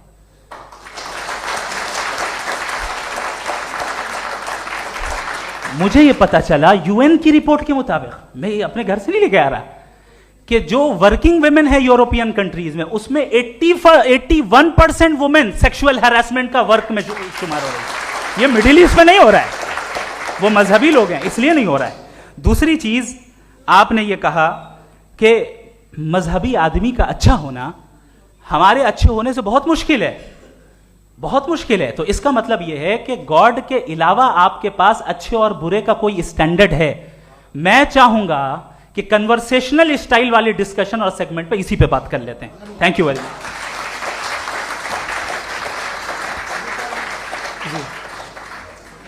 یہ ریبٹل کا راؤنڈ 2 ہے. آپ کے پاس 5 منٹ کا وقت ہے اور اس کے بعد کراس ایگزامینیشن شروع کریں گے. آپ چاہیں تو جو انہوں نے سوال پوچھے ان کے جواب آپ ریبٹل میں بھی دے سکتے ہیں. جی. دیکھیے, پہلے تو یہ بات کہ یہ مثال غلط ہے. انہوں نے پہلے ہی ہم کو ڈسارم کر دیا. کہہ لیا عقل سے معاملہ سالو نہیں ہو سکتا, لاجک سے آپ پہنچ نہیں سکتے. یہ ایک میٹا فزیکل چیز ہے. میٹا فزیکل عجیب سا لفظ ہے, ٹھیک سے کسی کو معنی نہیں معلوم اس کے, تو ایسا لگتا ہے کچھ بڑی چیز ہے. ارے بھائی کیا ہوتا ہے میٹا فزیکل, بتاؤ, کھڑی ہو. یہ ایک لفظ ہے جو کہیں بھی استعمال ہو جاتا ہے. جب آپ ایک بات کر رہے ہیں اور آپ مجھ سے بحث کر رہے ہیں تو مجھے میٹا فزیکل مت بتائیے, آپ لاجیکلی مجھے پروف کیے. اور اگر لاجیکلی آپ نہیں بات کرتے صاحب یہ میٹا فزیکل ہے, تو پھر ہم آپ بات کیا کر رہے ہیں؟ میرا آپ کا کس زبان میں کانورسیشن ہوگا؟ اور یہ کہنا کہ وقت پہلے نہیں تھا تو پھر کیوں کہتے ہیں یہ ہمیشہ سے اور ہمیشہ رہے گا؟ ہمیشہ وقت ہے تو آپ کیسے کہتے ہیں وہ ہمیشہ سے ہے اور ہمیشہ رہے گا؟ ہمیشہ کا مطلب ہے کوئی وقت، اگر وقت ہی نہیں ہے تو ہمیشہ کیسے؟ باہر وہ رہے گا۔ اب میں یہ دیکھتا ہوں، آپ نے کہا نا کہ وہاں ریپ زیادہ ہوتے ہیں، تو ہم ایک بات دیکھتے ہیں کہ یہ دنیا جس پہ وہ قادر مطلق ہے، جس کی مرضی کے بغیر پتہ بھی نہیں ہلتا، اومنی پوٹنٹ ہے، یہ دنیا چل کیسے رہی ہے؟ اور اس دنیا کا حال کیا ہے؟ 45,000 بچے جو 10 سال کی عمر سے کم تھے وہ غزہ میں مرے۔ بھوک سے کالا ہانڈی میں بچے مرتے ہیں اور ڈپتھیریا سے مرتے ہیں۔ ڈپتھیریا عجیب مرض ہے، گلے میں جالی مرنا شروع ہوتی ہے، بچہ نیلا ہو جاتا ہے، غریب کا بچہ، اس لیے کہ وہ پاس علاج نہیں۔ یہ قادر مطلق ہے جو چاہے کر دے، اس سے آپ دعائیں مانگتے ہیں ہماری یہ کام کر دے وہ کر دے، تو اس کا مطلب ڈے ٹو ڈے لائف میں وہ انٹرفیئر کرتا ہے اور یہ دیکھ رہا ہے وہ۔ اگر وہ واقعی بھی ہے فار ڈسکشن سیک، تو میں جب دنیا دیکھتا ہوں تو میرے دل میں اس کے لیے کوئی عزت نہیں پیدا ہوتی۔ یہ کیا کر رہے ہو تم پورے آل پاورفل ہو، اومنی پوٹنٹ ہو، اومنی پریزنٹ ہو، تم تو وہاں غزہ میں رہے ہوگے نا، تم ہر جگہ ہو، تم دیکھ رہے تھے کہ بچے کی کیسے دھجیاں اڑ رہی، تم دیکھ رہے تھے، اور تم چاہتے ہو میں تمہاری پرستش کروں گا، تم ہو بھی۔ ارے یار، اس کے اچھے تو ہمارے چیف پرائم منسٹر ہیں، کچھ تو خیال کرتے ہیں۔ کمال ہے، آپ کس کی عبادت کر رہے ہیں؟ اگر وہ ہے بھی، یہ دنیا ناانصافی سے، ظلم سے، جبر سے، تشدد سے بھری ہوئی، اور آپ یہ مت کہیے گا کہ وہ دیکھ رہا ہے اور وہ بتائے گا ایک دن۔ اگر وہ دیکھ رہا ہے اور انٹرفیئر نہیں کرتا تو آپ دعا کیوں مانگتے؟ آپ کہتے ہیں میرا یہ کام کرا دے، اس کے مطلب ہے وہ دخل دے سکتا ہے، وہ آپ کو نوکری دلوا سکتا ہے، بھلے دوسرے آدمی کو نہ ملے، مگر آپ کا کام کر دے گا چونکہ آپ نے دعا مانگی ہے۔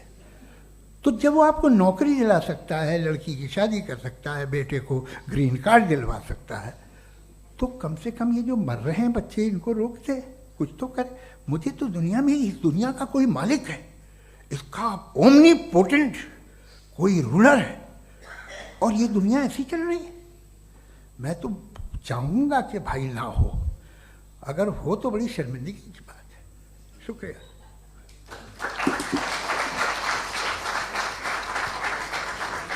دیویوں اور سجنوں، اس بحث کے 2 راؤنڈ اور 2 ریبٹل پورے ہو چکے ہیں۔ اب سب سے ضروری اور سب سے مشکل راؤنڈ شروع ہو رہا ہے، کراس ایگزامینیشن کا۔ اب ان ودوانوں کی سجنتا کی ایک پرکھ بھی ہوگی، اور وقت ہم نے 16 منٹ کا طے کیا ہے۔ پہلا سوال آپ پوچھنا چاہیں گے؟ جی بالکل، پہلے بولے بھی آپ مائک لے لیجیے گا ہاتھ میں، یہ نیچے سے آن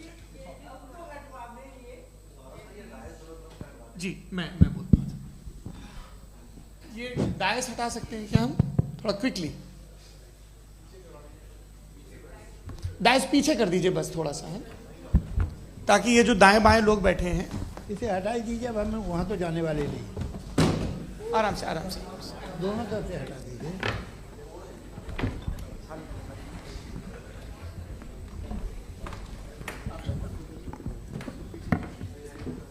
اس بیچ آپ لوگ بھی اپنے اپنے سوال تیار کر لیں۔ یہ دھیان رکھیں گے کہ میں یہاں سے سوال لوں گا، آپ لوگوں کو اپنا ہاتھ اوپر کرنا ہے، اپنا نام بتانا ہے، اور ادھکتم 3 واکیوں میں اپنا سوال پورا کرنا ہے۔ کئی لوگ سوال کی جگہ بھاشن دینے لگتے ہیں، اس سے آج بچنا ہے۔ جی مفتی صاحب، پہلا سوال آپ کا، 16 منٹ ہیں، ہم دونوں لوگوں کے سوال لیں گے۔ جی جی بہت شکریہ، آپ کی جو ابھی بات ہوئی بہت اہم تھی، میں اس کو چاہوں گا کہ آگے ڈسکس کروں، لیکن چونکہ ابھی وہ سیگمنٹ ہے کراس ایگزامینیشن، تو سب سے پہلا سوال آپ سے یہ ہے کہ جو میں اتنی دیر سے کنٹینجنسی آرگیومنٹ آپ کو بتا رہا تھا، یہ عقل سے ہی بتا رہا تھا حضرت، آپ یہ بتائیں کہ آپ انفینٹ ریگریس آف کازز کو پاسبل مانتے ہیں یا نیسیسری بینگ کے ایگزسٹنس کو صحیح سمجھتے ہیں؟ چونکہ 2 ہی آپشن ہو سکتا ہے، آپ یہ بتائیں۔ دیکھیے، آپ کو میں ایمانداری سے بات کروں، ایک تو میں کانٹیجنسی ورڈ ٹھیک سے سمجھتا ہوں، اور اس وقت بھی جو آپ نے انگریزی کے الفاظ استعمال کیے وہ ذرا تھوڑے سے مجھے ڈیفیکلٹ اور کمپلیکیٹڈ لگے, تو آپ ذرا سمپل زبان میں سوال کر سکتے ہیں؟ بالکل کر سکتا ہوں. جی. یونیورس کی ہر چیز کانٹینجنٹ ہونے کا مطلب یہ ہے کہ وہ اپنے ایگزسٹنس میں کسی کے اوپر ڈیپینڈنٹ ہے. جو بھی چیز ڈیپینڈنٹ ہوگی وہ چیز انڈیپینڈنٹ نہیں ہو سکتی, تو اس کا کوئی نہ کوئی کاز ہوگا. تو اب آپ کیا سمجھتے ہیں کہ یہ انفینٹ ریگریس ہے, یعنی کاز پر کاز, کاز پر کاز, کاز پر کاز, اور کبھی کوئی یعنی یہ اینڈلیسلی چلتا رہا؟ چونکہ اگر ایسا ہوگا تو ہم تو ایگزسٹنس میں آتے ہی نہیں. لاجیکلی یہ متفق علیہ چیز ہے, متفق علیہ اگریڈ اپون. اس پہ ہم نے ایگری کیا تھا کہ مشکل شبد آئے گا تو ارتھ بتانا پڑے گا. تو انفینٹ ریگریس تو پاسبل نہیں ہے, تو کہیں نہ کہیں آپ کو رکنا پڑے گا ایسے نیسیسری بینگ پر. نہیں, کوئی ضرورت نہیں رکنے کی. کس نے کہا آپ رکنا پڑے گا؟ آپ رکتے ہیں خدا پہ, آپ نہیں رکتے. آپ کہتے ہیں وہ ہمیشہ سے, جب اس وقت سے جب وقت نہیں تھا. آپ کہاں رکتے ہیں کہ اب ہوا تھا وہ؟ آپ نہیں کہتے. ہم کیوں نہیں مان سکتے کہ یونیورس جو ہے اور بلکہ ملٹی ورسز جو ہے وہ ہمیشہ سے ہیں, وہ بنتی ہیں, بگڑتی ہیں. ایک ہمارے یہاں ایک چیز ہے بلیک ہول, وہ سمیٹ لیتا ہے واپس, پھر بلاسٹ ہوتا ہے, پھر پھیل جاتا ہے. اور اس میں ہماری تو خیر کوئی اوقات ہی نہیں ہے. انسان کی ایک چھوٹے سے ذرے پہ ہم 50-60 سال کی عمر رکھتے ہیں, جو کروڑا اربوں سال کی کائنات ہے اس میں, اور پیدا بھی نہایت ہی بےہودہ وجہ سے ہوئے تھے. تو اس میں یہ سوچنا کہ اس کی وجوہات اور یہ کیوں ہے, یہ ڈیپینڈنٹ ہے, یہ ہم دیکھ رہے ہیں. کیا معلوم, آپ سوچئے کہ یہ جو پھیل رہی ہے کائنات, یہ کہاں پھیل رہی ہے, یہ کہاں جا رہی ہے, اور یہ پھیل کیوں رہی ہے؟ ارے بنا لی تھی تم نے, رکو بھیا کافی ہے. یہ پھیل کیوں رہی ہے؟ اور کون سی کائنات جسے میں دوربین سے دیکھتا ہوں تو 2 بلین لائٹ ایئر پہ ہے, اس سے میرا کوئی واسطہ ہی نہیں ہے. 2 بلین ایئر یعنی اگر میں 80,000 مائلز پر سیکنڈ سے چلوں تو 20 کروڑ سال میں وہاں پہنچ جاؤں گا. اس کی ضرورت کیا تھی؟ یہ دنیا, یہ کائنات تو انسان اشرف المخلوقات کے لیے بنائی گئی نا. تو یہ سب یہ ٹرم سمجھ میں نہیں آیا. اس میں کوئی خاص سمجھنے والی بات تھی بھی نہیں. یہ جو الٹیمیٹ کہا یہ جاتا ہے کہ یہ جو پوری یونیورس ہے, یہ جو دنیا ہے, یہ انسان کے لیے بنائی گئی. اچھا, یہ سب انسان کے لیے. کیوں صاحب, صحیح ہے نا؟ بالکل, لیکن اس کا یہ مطلب نہیں کہ کسی چیز کے پیچھے ریزن آپ کو نہیں پتا تو ریزن نہیں ہے. اسے کہتے ہیں نہیں, مجھے نہیں پتا, لیکن میری ذمہ داری نہیں ہے. وہ بالکل صحیح کہا تھا اس نے, برٹن رسل نے. آپ نے اسے مذاق میں ٹال دیا کہ بھائی آپ ایک دعویٰ کر رہے ہیں, میں کیوں کہوں کہ یہ غلط ہے دعویٰ؟ آپ پروف کیجئے, میرے پہ ذمہ داری ہی نہیں ہے, میں نے تھوڑی کہا ہے. آپ پروف کیجئے کہ یہ صحیح ہے. آپ آرگیومنٹ آف کنٹینجنسی کا جواب ہی نہیں دے رہے ہیں. پوچھنا چاہیں گے؟ آپ سوال پوچھنا چاہیں گے مفتی صاحب سے؟ کیونکہ یہ کراس ایگزامینیشن کا دور ہے. آپ جیسے پہلے بول رہے تھے فیتھ کو لے کے کچھ. میں یہ پوچھنا چاہوں گا کہ خدا نے جو بھی ریولیشنز کیے ہیں, ایک مذہب کے لیے بہت سے مذہبوں میں کیے ہیں, الگ الگ ریولیشن ہیں. کہیں کچھ ایک باتیں ہیں, کانٹرڈکشن بھی ہے آپس میں, کہیں کچھ آپ کر سکتے ہیں, کہیں کچھ نہیں کر سکتے. ایسا نہیں ہے کہ سب کی کوڈ آف مورل ایک ہے. تو یہ قصہ کیا ہے؟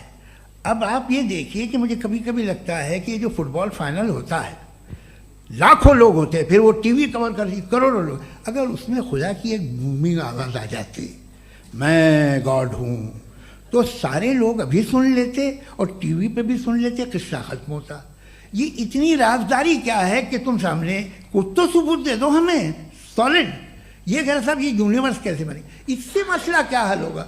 میں پوچھوں گا آپ سے خدا کیسے بنا؟ کیوں نہیں پوچھوں گا کیسے بنا؟ بلکہ وہ تو کائنات سے کہیں زیادہ انٹیلیجنٹ ہے, کائنات سے کہیں زیادہ جی وہ ہمیشہ سے ہے. آپ کہیں گے میں مان لوں گا. اچھا, دویم وہ قادر المطلق, یعنی قادر مطلق کا مطلب اومنی پوٹنٹ, جو چاہے کر سکتا ہے. آپ کو نوکری دلوا سکتا ہے, آپ کی اچھی جگہ شادی کروا سکتا ہے, آپ کے پڑوسی کا مقدمہ ہروا سکتا ہے, آپ کو جتا سکتا ہے, سب کام کرتا ہے. تھوڑا سا مائک کلوز. وہ اس دنیا کو چلا کیسے رہا ہے؟ یہ دنیا کیسے چل رہی ہے؟ آپ کو اس پہ حیرت نہیں ہوتی؟ یا قیامت کے بعد کبھی ایک جسٹس ہوگا, جب یہ بچہ مر چکا ہوگا جس کی دھجیاں اڑ گئی بم سے, اس کو انصاف ملے گا تب. اچھا اب جواب دوں. ہاں جی. میں اسی لیے آپ کی طرف. سب سے پہلے آپ نے ریویلیشن اور اسکرپچرز کی بات کی, اس پہ میں بات کر سکتا ہوں لیکن آج نہیں کروں گا چونکہ وقت کم ہے, کبھی اور اس پہ ڈسکس کریں گے. میں تیار ہوں اس پہ بھی بات کرنے کے لیے. یہ ابھی سے راؤنڈ 2 کی بھومکا طے ہو رہی ہے. Does God exist round 2. چونکہ آج گاڈ کے ایگزسٹنس پہ بات ہے تو میں اسی کے ریلیٹڈ جو ہے آپ کے سوالات کو انٹرٹین بھی کروں گا اور میں بھی پوچھوں گا.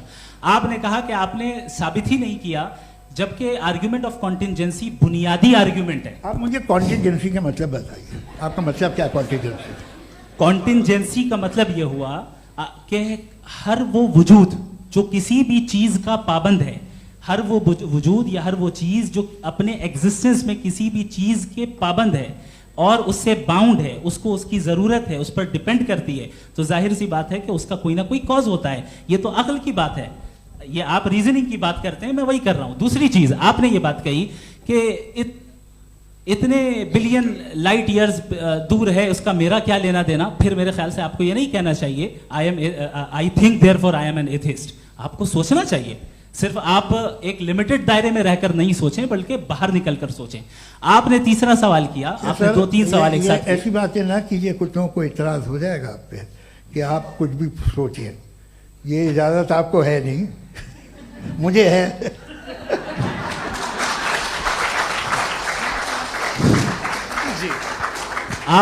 آپ نے پرابلم آف ایول کے تعلق سے سوال کیا اور بار بار آپ ایک لفظ ریپیٹ کر رہے ہیں کہ اومنی پوٹنٹ گاڈ ہے, آل پاورفل گاڈ ہے. یہی تو دراصل سمجھنا ہے کہ گاڈ کا کانسیپٹ کیا ہے. پرابلم آف ایول جو ہے, پرابلم آف ایول در حقیقت 2 اسمپشنز پر قائم ہے.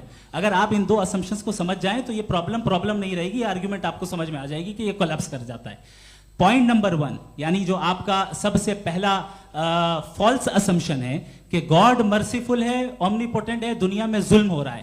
لیکن آپ کو یہ سمجھنا چاہیے کہ ہمارے ورلڈ ویو کے مطابق گاڈ صرف اومنی پوٹنٹ اور صرف مرسیفل نہیں ہے, بلکہ وہ آل وائز بھی ہے اور وہ آل نوئنگ بھی ہے. اس کے ہر کام کے پیچھے حکمت اور وزڈم ہے. یہ کوئی ضروری نہیں ہے کہ وہ حکمت اور وزڈم آپ کو سمجھ میں آئے یا مجھے سمجھ میں آئے.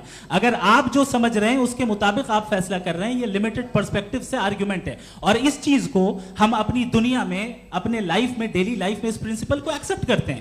ہم جب کسی ڈاکٹر کے پاس جاتے ہیں, ڈاکٹر کے پاس جا کر وہ اگر اس نے ہمیں کوئی دوائی دی ہے تو ہم یہ تو نہیں کہتے کہ جب تک آپ کے پاس جتنا نالج اور جتنا وزڈم نہیں ہے آپ نے کیوں یہ دوائی دی ہے, تب تک ہم اس چیز کو ایکسپٹ نہیں کریں گے.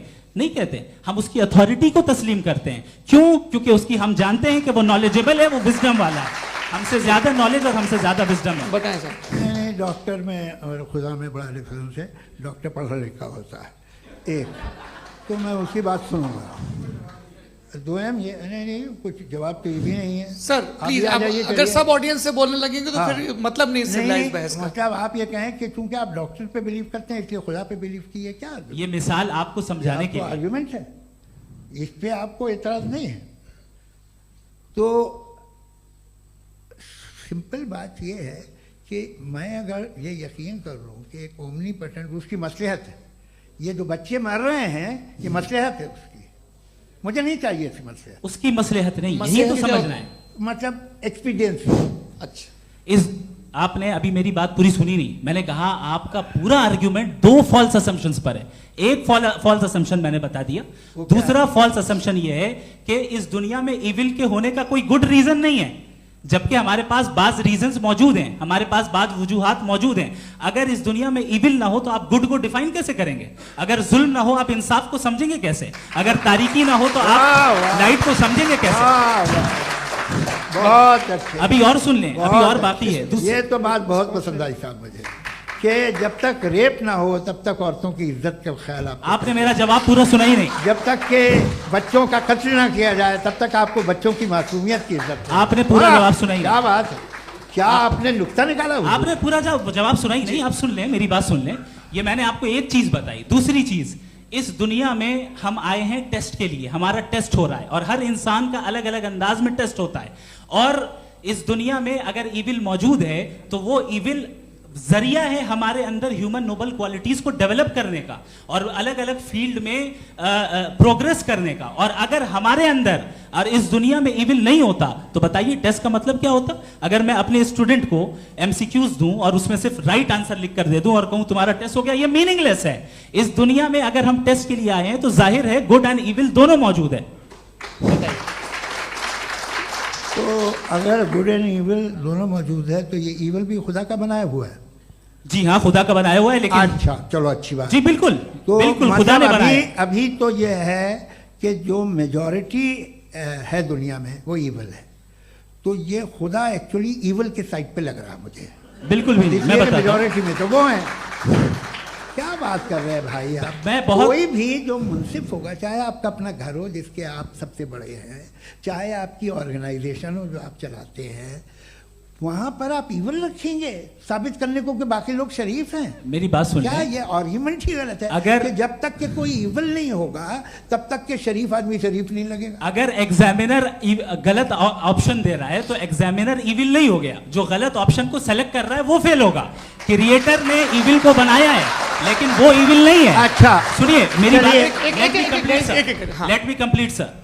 کریٹر نے ایول کو بنایا ہے ٹیسٹ کے لیے, وہ ایول نہیں ہے. ایول وہ ہوگا جو اسے اختیار کرے گا. چھری کو بنانے والا غلط نہیں ہوتا ہے, چھری کا غلط استعمال کرنے والا غلط ہوتا ہے. ریپ کو کیسے غلط استعمال کرتے ہیں؟ ریپ انسان کے فری ول کا نتیجہ ہے.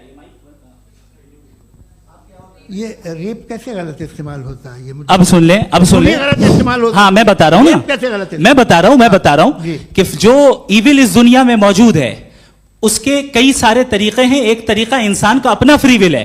اب اگر کوئی ریپس ریپ کر رہا ہے تو اس کا گاڈ کا قصور نہیں ہے, وہ اپنے فری ول کا غلط استعمال کر رہا ہے, اس کو سزا ملنی چاہیے اور اسی کے لیے جہنم بنائی گئی ہے. یہ فری ول کا بھی بڑا چکر. آپ جب کوئی برا کام کرتے ہیں یا کوئی برائی ہوتی ہے تو یہ کہا جاتا ہے کہ یہ فری ول ہے. 7 billion free wills are moving on this planet. 7 billion free wills. اور ایک آدمی اپنی فری ول سے مجھے قتل کر دے تو میں خدا کی مرضی سے مرا ہوں کہ اس کی فری ول کی وجہ سے. میری موت خدا کے ہاتھ ہے یا یہ فری ول والے کے ہاتھ ہے؟ خدا نے فری ول کا نظام بنایا ہے اور اس نظام کا غلط استعمال کر کے کوئی آپ کو مار رہا ہے, استعمال کر کے میرا قتل کر دیتا ہے. میری موت کا ذمہ دار کون ہے؟ وہ انسان ذمہ دار ہے. وہ انسان. جی. تو یہ کہنا اور اس کو سزا ملے گی. تو اب آپ آگے چلیے کہ یہ طے کرنا کہ اللہ ہی یا اللہ نے خدا ہی زندگی دیتا ہے, خدا ہی موت دیتا ہے, یہ غلط ہے. بالکل غلط نہیں ہے. ہاں نہیں, نظام اسی نے بنایا فری ول کا, نظام موت اور حیات کا اسی نے بنایا. You are contradicting your self. ابھی آپ نے کہا کہ ایک آدمی نے فری ول سے آپ کو مار دیا, اس میں اسے فری ول دی گئی تھی, اس نے غلط استعمال کیا. 7 billion free wills are moving on this planet. اور آپ چاہ رہے ہیں کہ میں صرف خدا کا دھیان کروں. یہ 7 billion free wills کو مجھے لک آفٹر کرنا پڑے گا کہ نہیں؟ یہ تو تباہیاں کر رہی ہیں اور تباہیاں زیادہ ہو رہی ہیں. بالکل. تو اگر آپ بتائیں اگر خدا نہیں ہے فار ایگزامپل, تو آپ ایول کو کیسے ڈیسائیڈ کریں گے؟ یعنی how can you define evil objectively without God? دیکھیے دنیا میں 2 طرح کے جانور ہیں. ایک جو اکیلے رہتے ہیں جنگل میں اور ایک جو گروپس میں رہتے ہیں. گروپ میں جو بھی رہے گا, چاہے وہ آپ کا فاؤنڈیشن ہو, چاہے کوئی کلب ہو, چاہے کوئی پولیٹیکل پارٹی ہو, چاہے کوئی یونٹ ہو, اس میں آپ کو انٹریکٹ کرنے کے رول بنانے پڑے گے. یعنی لوگ طے کریں گے. اگر لوگوں نے یہ طے کیا کہ کسی کا ریپ کرنا صحیح, آپ جسٹیفائی کریں گے؟ آپ کا فاؤنڈیشن تو یہ ہو گیا نا کہ لوگ ہی ول ڈیسائیڈ کریں گے. نہیں, ارے دنیا میں ایسے گروپس ہیں جو ریپ کو جائز مانتے ہیں سرٹن حالات میں. میں ڈیٹیل میں نہیں جانوں گا, آپ بھی جانتے ہیں. یہ جو آئسس والے تھے جنہوں نے کیا کیا تھا, تو انہوں نے کیا کیا اس کا خدا سے کوئی تعلق نہیں ہے سر. میں نے سمپل سوال کیا کہ ایول کو آپ ڈیفائن کرتے کیسے ہیں. آئیے واپس آئیے. جی. آپ ساتھ میں تبھی رہ سکتے ہیں جب کچھ آپ ایسے اصول ڈیولپ کریں جس میں ہر ایک کا بیسک تحفظ, ہر ایک کا بیسک رائٹ ہو اور ہر ایک کو کوئی آرام ملے.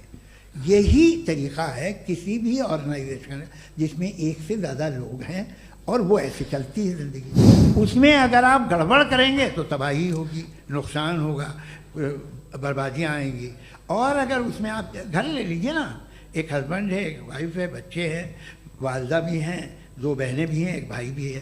اب اس میں کوئی نظام آپ کو چاہیے ساتھ میں رہنے کا, اور ایک دوسرے پہ بھروسہ رہے, ایک دوسرے کے بھائی خواہ ہوں, ایک دوسرے کی مدد کریں, ایسی زندگی. سر آپ کی بات آ گئی, آپ یہ کہہ رہے ہیں کہ لوگ ڈیسائیڈ کریں گے کیا صحیح ہے کیا غلط ہے, یہی ہے میجورٹی ڈیسائیڈ کرے گی کیا صحیح ہے کیا غلط ہے؟ ارے بھائی بالکل.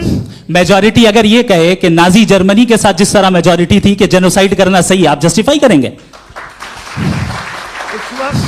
اس وقت آپ کا یہ سوال صرف اس کے بعد کلوزنگ. ہاں اس وقت پلانٹ پہ جو لوگ تھے ان میں کتنے لوگ ہٹلر کو صحیح سمجھتے؟ اچھا, پلانٹ کی میجورٹی طے کرے گی سوسائٹی کی نہیں, پلانٹ کی میجورٹی گاڈ کے ایگزسٹنس کو صحیح مانتی ہے, آپ کیوں نہیں مانتے؟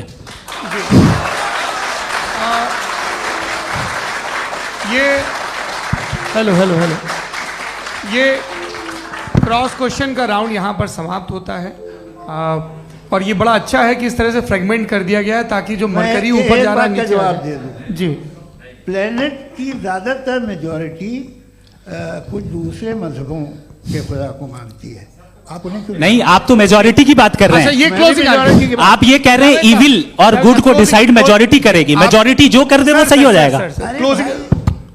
اس کو جیسا آپ ہی لوگوں نے طے کیا ہے اسی فارمیٹ کو فالو کر لیتے ہیں.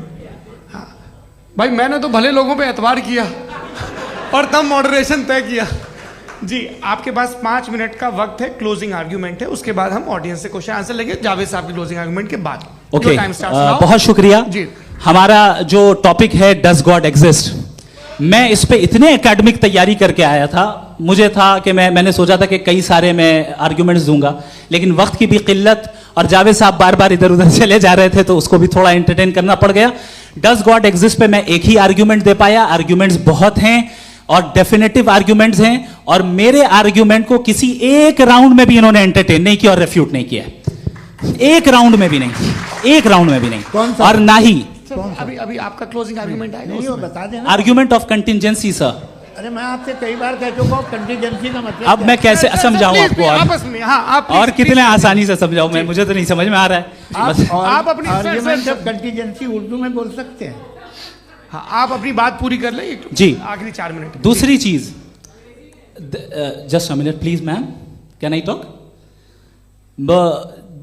دوسری چیز یہ ہے کہ آپ نے ایک تو اس کا جواب نہیں دیا, دوسرا آپ نے گاڈ کے نہ ہونے پر کوئی ڈیفینیٹو آرگیومنٹ نہیں دیا, صرف مذہب پہ بات کر رہے ہیں آپ. مذہب تو آج ہمارا ٹاپک ہی نہیں تھا, آج تو ہمارا ٹاپک ہو آپ مذہب سے لے کر آئی ایس تک چلے گئے. بھائی ہمارا کیا تعلق ہے اس سے, وی کنڈیم دیم, اور اس کا گاڈ سے کیا تعلق ہے؟ اگر کوئی غلط کام کر رہا ہے, کسی نے کسی کو قتل کیا, کسی نے کسی کا ریپ کیا, اس کو سزا ملنی چاہیے, اور آپ کے پاس کوئی بھی rational strong foundation of morality نہیں ہے. آپ نے کہا کہ میجورٹی طے کرے گی سوسائٹی کی, وہ صحیح ہوگا. میں نے کہا ہٹلر کو پھر آپ صحیح کہیں گے, نہیں, پلانٹ کی سوسائٹی کی میجورٹی طے کرے گی, تو پلانٹ کی میجورٹی گاڈ کی ایگزسٹنس کو مانتی ہے, آپ کہہ رہے ہیں یہ ریلیجیس ہے. تو یعنی آپ کے پاس کوئی اسٹرانگ فاؤنڈیشن نہیں ہے آبجیکٹو موریلٹی کا. آبجیکٹو موریلٹی کا اگر کوئی فاؤنڈیشن ہے تو وہ صرف گاڈ ہے, گاڈ ہے, گاڈ ہے. Thank you. جی, یہ مفتی شمائل ندوی صاحب کا کلوزنگ آرگیومنٹ تھا. اب ہمارے پاس جی یہ بڑا اچھا ہے کہ دونوں لوگوں کو ماڈریٹر سے شکایت بھی, اور بول رہے بھائی ہماری شاباشی بھی تو کرتے چلو. اب میری بات جی, آپ کے پاس جاوید اختر صاحب 5 منٹ کا وقت ہے, یہ آپ کا کلوزنگ آرگیومنٹ ہے, ٹائم ریسیٹ کر دیں. جی دیکھیے, بہت ساری باتیں ہیں. گاڈ کا ڈیفینیشن دنیا کے کسی بھی ریلیجن میں ہے کہ وہ اومنی پوٹنٹ ہے, وہ اومنی پریزنٹ ہے, ہی is just, he is kind, he loves you and so آن. میں جب دنیا دیکھتا ہوں تو مجھے کوئی ایسا سپریم پاور یہاں دکھائی نہیں دیتی ہے جو انسان کی بہبودی کے لیے کچھ کر رہی ہو, کمزور کو بچا رہی ہو, مدد کر رہی ہو, ظالم کو پیچھے ہٹا رہی ہو. میں نہیں دیکھا, تاریخ میں نہیں. ایک تو اگر ہے اور یہ دیکھ رہا ہے تماشا تو اس کا ہونا نہ ہونا برابر ہے. دوم یہ کہ یہ جو ہے, جب آپ یہ کہتے ہیں کہ کائنات جس کی کنٹینجنسی ہے, میں دیکھیے وہ لفظ استعمال کیا میں, تو یہ کیسے ہو سکتی ہے بھائی؟ اور فوراً آپ سرنڈر کر دیتے ہیں کہ ظاہر ہے کہ اس کا بنانے والا تو اس سے 10,000 گنا زیادہ کمپلیکیٹڈ ہوگا. اس پہ آپ کے ہونے پہ کوئی اعتراض نہیں ہے. اسے وہ ٹائم لیس ہے, وہ پہلے سے تھا, ٹائم تو بہت بعد میں آیا. یہ سب آپ ماننے کو تیار ہیں جس کا آپ کے پاس کوئی ثبوت نہیں, آپ کے پاس کوئی ریزن نہیں. آپ کی تاریخ کیا ہے مذہبوں کی؟ बिलीफ की जो खुदाओं का बिलीफ है ये कॉन्स्टेंटली गलत साबित होता रहा है। मतलब आप कहें कि अरिस्टोटल के ज़माने में तो सब जाहिल थे, वो भी इतने ही यकीन से खुदा पे यकीन रखते थे जो अब नहीं रहा, ये भी नहीं रहेगा, आप लिख लीजिए। और इसके आसार आपको दुनिया में दिखाई देना शुरू हो चुके हैं। ये बहस क्या आज से 100 साल पहले इस तरह हो सकती थी? यहाँ तक तो आपको हम ले आए हैं। तो सर अरे इनको मदद की जरूरत नहीं भाई, ये सेल्फ सफिशिएंट आदमी है, आप क्यों इनकी मदद कर रहे हैं? Sir please. तो ये जो है तमाम बातें अपनी जगह हैं, ये एक पैकेज है। आप अकेले, कोई आदमी ऐसा नहीं जो सिर्फ गॉड को मानता हो, उसके साथ बहुत पैराफर्नेलिया आता है, अलग अलग पैराफर्नेलियाज आते हैं। They have always created chaos in the society. मैं तो आपको सीधा ऑफर देता हूँ कि दुनिया में 10 इम्पॉर्टेंट बिलीव्स हैं, आप एक मानते हैं, 9 नहीं मानते, 9 में आप एथियस्ट हैं, 9 को आप बिल्कुल रीजनेबली मेरी तरह देखते हैं। तो 90 मजहबी आदमी भी 90% एथियस्ट है, वो दूसरे खुदा नहीं मानता, एक खुदा मानता है अपना वाला, बाकियों को कहता है गलत है। अगर आप मानना ही बंद कर दें तो आपका 10% चांस है कि आप सही हैं और 90% चांस है कि आप गलत हैं। मेरा मशवरा है आप मानना छोड़ दिए तो 50% चांस होगा कि आप सही हैं और 50% चांस होगा, 40% आप गेन करेंगे बाय बिकमिंग एन एथियस्ट।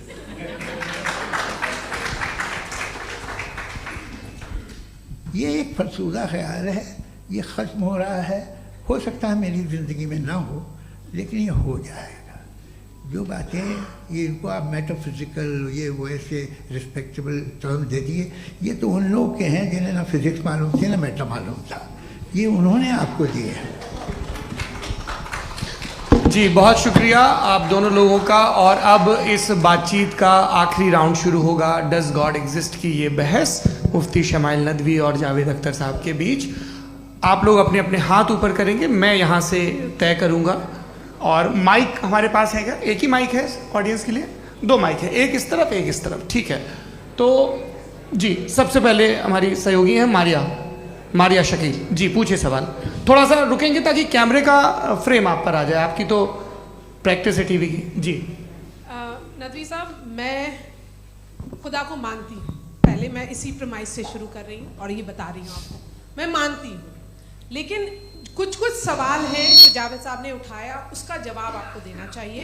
पहला सवाल ये कि गज़ा में सालों से छोटे बच्चे मर रहे हैं, वो उनको, अगर खुदा मर्सीफुल है, हम मानते हैं कि अल्लाह ताला में बहुत ताकत है, तो वो बच्चे क्यों मर रहे हैं? दूसरी बात ये कि अगर कंटिजेंसी की जो आप बात करते हैं, पूरे मुस्लिम ममालिक मिल करके भी उन गज़ा के बच्चों को क्यों नहीं बचा पा रहे हैं? क्योंकि अगर वो चाहते, क्योंकि अल्लाह ताला उन पर हुकूमत करते हैं, सब पर हुकूमत करते हैं, तो वो उनको क्यों नहीं बचा? जी थैंक यू वेरी मच। बहुत अच्छा किया आपने इस चीज़ को जिक्र कर दिया, मैं इसको और अच्छे से एक्सप्लेन करने की कोशिश करता हूँ। देखें, जहाँ तक आपने कहा कि गज़ा के बच्चों को मारा जा रहा है, देखें 2 वर्ल्ड व्यू है, एक एथिस्टिक वर्ल्ड व्यू, एक थीस्टिक वर्ल्ड व्यू है। बच्चे मर रहे हैं दोनों वर्ल्ड व्यू में, लेकिन हमारा वर्ल्ड व्यू कह रहा है कि रिकॉम्पेंस है, ये कह रहे हैं कि उनका मरना बेकार जाने वाला है, कोई उसका रिकॉम्पेंस नहीं है, चूंकि इनके यहाँ आखिरत और अल्लाह का कोई तसव्वुर या गॉड का कोई तसव्वुर नहीं है। आपने ये सवाल किया कि गॉड मर्सीफुल है, क्यों नहीं रोकता? ये मैंने बताया कि ये मिसकंसेप्शन है लोगों के दरमियान कि गॉड को सिर्फ मर्सीफुल और ओमनीपोटेंट समझते हैं। गॉड के सिर्फ यही 2 एट्रीब्यूट्स नहीं हैं, गॉड के कई सारे एट्रीब्यूट्स हैं, उनमें से अल हकीम भी है, उनमें से ऑल वाइज भी है, ऑल नोइंग भी है। लिहाजा अगर इस दुनिया में किसी को तकलीफ आ रही है और गॉड उसको नहीं रोक रहा है, वो इसलिए नहीं रोक रहा है चूंकि इंसानों को फ्री विल दिया गया है। ठीक इसी तरीके से अगर एक डॉक्टर किसी छोटे बच्चे को इंजेक्शन लगा रहा है, उसे तकलीफ पहुंच रही है, उसके लिमिटेड पर्सपेक्टिव के एतबार से यह गलत हो रहा है और डॉक्टर बुरा है। लेकिन जब आप ब्रॉडर पिक्चर को देखेंगी, आपके और हमारे पास सिर्फ एक पिक्सल है, हमें इतना नजर आ रहा है कि गजा में कत्ल हो रहा है, लेकिन इसके पीछे कितना रिकॉम्पेंस उनको मिलने वाला है, पूरा पिक्चर गॉड के पास है। तो एक पिक्सल से आप पूरे पिक्चर को कभी भी जज नहीं कर सकती। आप इसमें कुछ जोड़ना चाहेंगे? आपको कुछ बोलना है इसमें? بھائی آپ نے بہت اچھا جسٹیفیکیشن دیا. یا آپ وہ جو وہاں کے پرائم منسٹر اسرائیل کے انہیں بھیجیے, وہ بہت خوش ہوں گے. آپ جسٹیفیکیشن دے دیں نا کہ اگر گاڈ نہیں ہے تو بچے کیوں مر رہے ہیں, آپ بتائیں. وہ یہ سوال پوچھ رہے ہیں کہ اگر آپ ایشور کا استتو نہیں مانتے ہیں تو ان بچوں کی موت کو آپ کیسے انٹرپریٹ کرتے ہیں؟ بھائی یہ دنیا جو ہے, جو طاقتور لوگ ہوتے ہیں وہ ایک ناانصافی کرتے ہیں. تو یہ اچھا کام ہے آپ کے نزدیک, تو نیچر ناانصافی پہ مبنی ہے. ارے میرے بھائی, آپ نیچر کی کہاں بات کریں, میں تو انسان کی بات تو پھر جب میں انسان کی بات کر رہا تھا آپ نیچر کی بات کرنے لگ کراس گئے. ایگزامینیشن نہیں. ہاں اب آپ مجھے بولنے نہیں دیں گے تو الگ بات ہے, آپ بولیے, میں مجھے کوئی جلدی نہیں. جی نہیں, یہ کراس ایگزامینیشن. مجھے بول تو لینے دیجیے. جی بولیے. کیا بات یہ ہے کہ ہیومن سوسائٹی تبھی ساتھ میں رہ سکتی ہے جب وہ محبت سے, ایکتا سے, ایک دوسرے کے احترام کر کے رہے. اس کے علاوہ پاسبل نہیں ہے, اکیلے تو انسان رہ نہیں سکتا. وہاں پر کچھ لوگ ہیں جو فاؤل کرتے ہیں. وہ فاؤل ہمیشہ سے تاریخ میں ہوتا آیا ہے. آج یہ ہو رہا ہے, جو ہو رہا ہے بہت برا ہو رہا ہے, بہت ظالمانہ ہے, بہت جابرانہ ہے.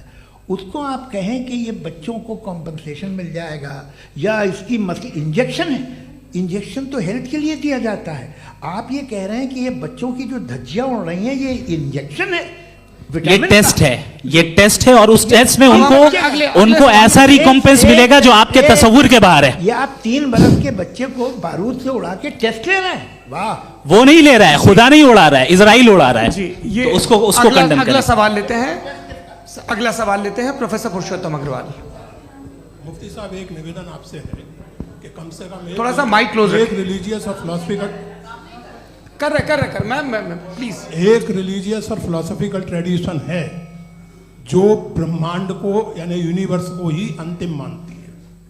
سروم کھلو ادم برہمم, دس از چھاندوگیہ Upanishad, and it completely rules out the existence اور نیسیسٹی, آپ کے شبدوں میں necessity of a creator. The creation it self is the creator. تو ایک منٹ پلیز. دوسرا جو سوال آپ نے ابھی, جو آپ بار بار کہہ رہے ہیں کہ بھگوان ودوان بھی ہے, وائز, سب جاننے والا, تو اگر وزڈم میں دنیا بھر کے پاپوں اور اتیاچاروں کو برداشت کرنا شامل ہے تو پھر اس کا مطلب یہ ہوا کہ اگر میں فری ول سے اس کو اپوز کرتا ہوں تو ایشور کی وزڈم اور میری فری ول میں کنٹراڈکشن ہے. Because when I am opposing whatever is happening in Gaza, then I am opposing the God's will or God's wisdom.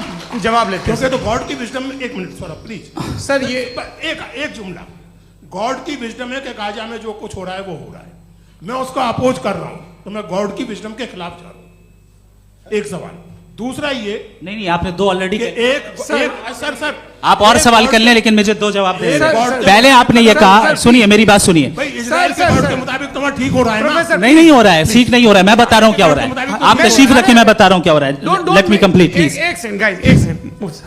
یہ دیکھیے, ایسا ہے کہ یہ سب بڑا آپس میں وچار ومرش کے بعد یہ طے ہوا تھا کہ کچھ نیم بنا لیے جائیں تاکہ ایک ٹائم باؤنڈ بات چیت چلے. اور بھائی صاحب, آپ بڑا ضروری کام کر رہے ہیں لیکن کیمرے کے فریم میں آ کے اس کام کو گڑبڑ کر دے رہے ہیں. ٹھیک ہے گرو, اب میرے کو کہیں کا غصہ کہیں نکالنا تھا, سوری. نہیں, کوئی غصہ نہیں ہے. جی, تو پروفیسر نے سوال پوچھے, آپ ان کے جواب دیں. اور تھوڑا یہ سب لوگ تھوڑا خیال رکھیں بھائی, سوال سنکشپت رکھیں. جی, آپ نے 2 سوال کیا. سب سے پہلا یہ کہا کہ ہمارے پاس یہ کانسیپٹ ہے کہ یہ یونیورس خود نیسیسری بینگ ہے, creation it self is the creator. How irrational از دس کہ میں ایگزسٹ کروں گا بعد میں لیکن ابھی ایگزسٹ کر بھی رہا ہوں, یعنی ایک ہی ٹائم میں ایگزسٹ بھی کر رہے ہیں, نہیں بھی کر رہے ہیں. دس از ناٹ ٹرو. دوسری چیز, آپ نے کہا کہ اگر اسرائیل میں, سوری معاف کیجیے گا, اسرائیل ڈزنٹ ایگزسٹ, آکیوپائڈ پیلسٹائن میں اگر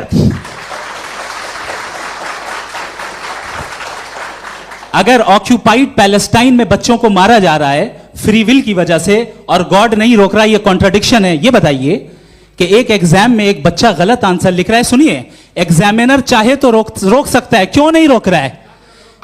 یہ کانٹراڈکشن ہے, یہ کانٹراڈکشن نہیں ہے. نہیں سر, یہ آپس میں, یہ کیا آپ کا سوال مائک دیجیے. فری ول دیا گیا ہے ٹیسٹ کے لیے, اکاؤنٹیبلٹی کے لیے. اگر فری ول نہیں ہوتا تو آپ کہتے ہیں ہمیں روبوٹ بنا دیا گیا. ناٹ میرے سے پریزنٹ مائی پوزیشن, آپ کی جو بھی پوزیشن, मैं अपनी फ्री विल के नाते, अपने ह्यूमन विजडम के नाते गाजा में हो रही अत्याचार का विरोध करता हूँ। बिल्कुल करना चाहिए। आपके हिसाब से मैं गॉड की विजडम का विरोध कर रहा हूँ? बिल्कुल नहीं, समाज हो रहा है गॉड की, बिल्कुल भी नहीं, बिल्कुल भी नहीं। उसका वहां पर गाजा में कत्ल होना ये इंसानों के गलत इस्तेमाल का नतीजा है, फ्री विल के इस्तेमाल का नतीजा है। गॉड इसका हुक्म नहीं देता, उससे रोकता है। यही तो मसला है ना, आपके लिए कॉन्सेप्ट क्लियर? नहीं नहीं भाई, आपने तो बताया था इंजेक्शन लगाने से बच्चे को तकलीफ होती है, ये इंजेक्शन लगा। सर आप ऐसे रेटोरिक स्टेटमेंट दे तब तो कोई मसला नहीं आपने समझते बोला कि रहेंगे। Injection this is a rhetoric statement, this is not a logical argument sir. I am sorry, I am sorry. आखिरी 30 मिनट बड़े मुश्किल होने वाले हैं। जी मुफ्ती साहब आगे बैठे हैं, इनको माइक दीजिए। हाँ तरुण, माइक आप अपने पास रखिए, आपको कैमरे का फ्रेम पता है जी। सबसे पहले दोनों को मुबारकबाद। एक सर अपना आप नाम बता दें। आप अमेरिका में शिकागो में रहते हैं, इतना मुझे याद है। बताया आपको, यासिर नदीम अलवाजदी मेरा नाम है। जावेद सर आपसे एक क्वेश्चन है इन्फिनिट रिग्रेस के ताल्लुक से। एक हाइपोथेटिकल सिनेरियो है, मसलन अगर आप सर माइक थोड़ा सा प्लीज क्लोज रखिए जी। अगर आप शायर इसलिए हैं कि आपके कोई उस्ताद शायर थे, और वो इसलिए शायर थे कि उनके कोई उस्ताद शायर थे, और इसी तरीके से हम माजी में पीछे चलते चलते चले जाएं और कहीं ना रुके, तो माफ कीजिएगा आप कभी शायर नहीं हो सकते। लेकिन आप शायर हैं, आपका शायर एग्जिस्ट करता है, इसका मतलब ये है कि आप कहीं ना कहीं रुके हैं। तो मेरा सवाल ये है कि क्या आप इन्फिनिट रिग्रेस ऑफ कॉजेस को लॉजिकल फैलेसी मानते हैं या नहीं मानते? हाँ या ना? मैं इन्हें लॉजिकल फैलेसी नहीं मानता हूँ, लेकिन मेरा प्रॉब्लम यह है कि जब मैं नहीं मानता हूँ तो I will continue with this logic जो फैलेसी नहीं हो। आप एक जगह रुक जाते हैं जाके, आप कहते हैं ये गेंद कैसे बनी, ये जजीरा कैसे बना, ये समंदर कैसे बना, ये ज़मीन कैसे बनी, और अचानक गॉड पे जाके आपको ब्रेक लग जाता है। एक बार आप सवाल नहीं करते कि भाई इनको बनाने वाला तो इनसे भी कॉम्प्लिकेटेड होगा, वो कैसे बना, उसके बारे में आपने इत्मीनान कर लिया, वो हमेशा से है। तो अगर आप उसे हमेशा से मानते हैं तो फिर ये मान लीजिए कि कायनात हमेशा से है, क्या तकलीफ फिर हम वजूद में नहीं आते जी है? हम मौजूद नहीं। अच्छा सर सर सर क्यों नहीं हो मैं सकते? बताऊंगा प्लीज प्लीज। जैसे मैंने मिसाल दी आपके शेर की, आपका शेर कभी वजूद में ना आता अगर शायर इसी तरह चलते रहते हमेशा। जी माइक माइक मेरे ख्याल से एक सेकंड, इन्फिनिट रिग्रेस का कॉन्सेप्ट क्लियर नहीं हो पाया, ऐसे रहने दें, लेट्स मूव ऑन सर। ठीक है। हाँ थोड़ा सा मॉडरेटर का भी ख्याल रखें। नहीं नहीं आपने तो रखा है, आपने रखा है। यहाँ पे गौहर रजा साहब हैं, वो भी एक सवाल पूछना चाहते हैं। माइक यार नीचे से ऑन कर दिए, नीचे। पहले तो ये कह दूं कि मैं उन बच्चों से शर्मिंदा हूं जिनको गजा में कत्ल किया गया, क्योंकि हमारे होते हुए कत्ल किया गया। लेकिन उससे ज़्यादा शर्मिंदगी इस बात से हुई कि मुझे लगा कि मुफ्ती साहब उसको जस्टिफाई कर रहे हैं। बिल्कुल भी नहीं, आप बहुत ही गलत मुझे बात लगा मैं गलत हो सकता हूं। बिल्कुल गलत मैं है। सवाल पूछ रहा हूं, सवाल मैं देखिए, सवाल अगर पूछ रहा हूं। एक मैं जावेद भाई से डिसएग्री करता हूं। एक सेकंड देखिए, अगर देखिए ऐसा एक सेकंड आप सर वेट अरे आप कुछ मेरे पहले मुझे अपनी बात कह लेने दीजिए। अगर ऑडियंस तय करेगी तो फिर मॉडरेटर का मतलब नहीं। मेरा आप सबसे ये कहना है, ये बहस दो लोगों के बीच में है, एक तरफ मुफ्ती साहब, एक तरफ जावेद साहब। पिछले 1.5 घंटे से ये लोग अपने अपने तर्क रख रहे हैं। आपकी इनसे इत्तेफाकी हो सकती है, ना इत्तेफाकी हो सकती है। मेरे उस्ताद मुझे सिखा गए हैं कि मुखामुखम में असहमति की गुंजाइश बची रहनी चाहिए। अगर मैं आपकी बहुत इज्जत करता हूं गौहर साहब, आपने जो कमाल की किताबें लिखी, साइंटिफिक टेम्परामेंट, लेकिन मेरी ये गुजारिश है आप सबसे कि यदि आप इन लोगों ने जो बोला उन पर टिप्पणियां करेंगे तो ना वक्त की पाबंदी रहेगी ना वो अनुशासन। आप सवाल पूछ लें, उस सवाल में जो बात आ जाए वो आ जाए।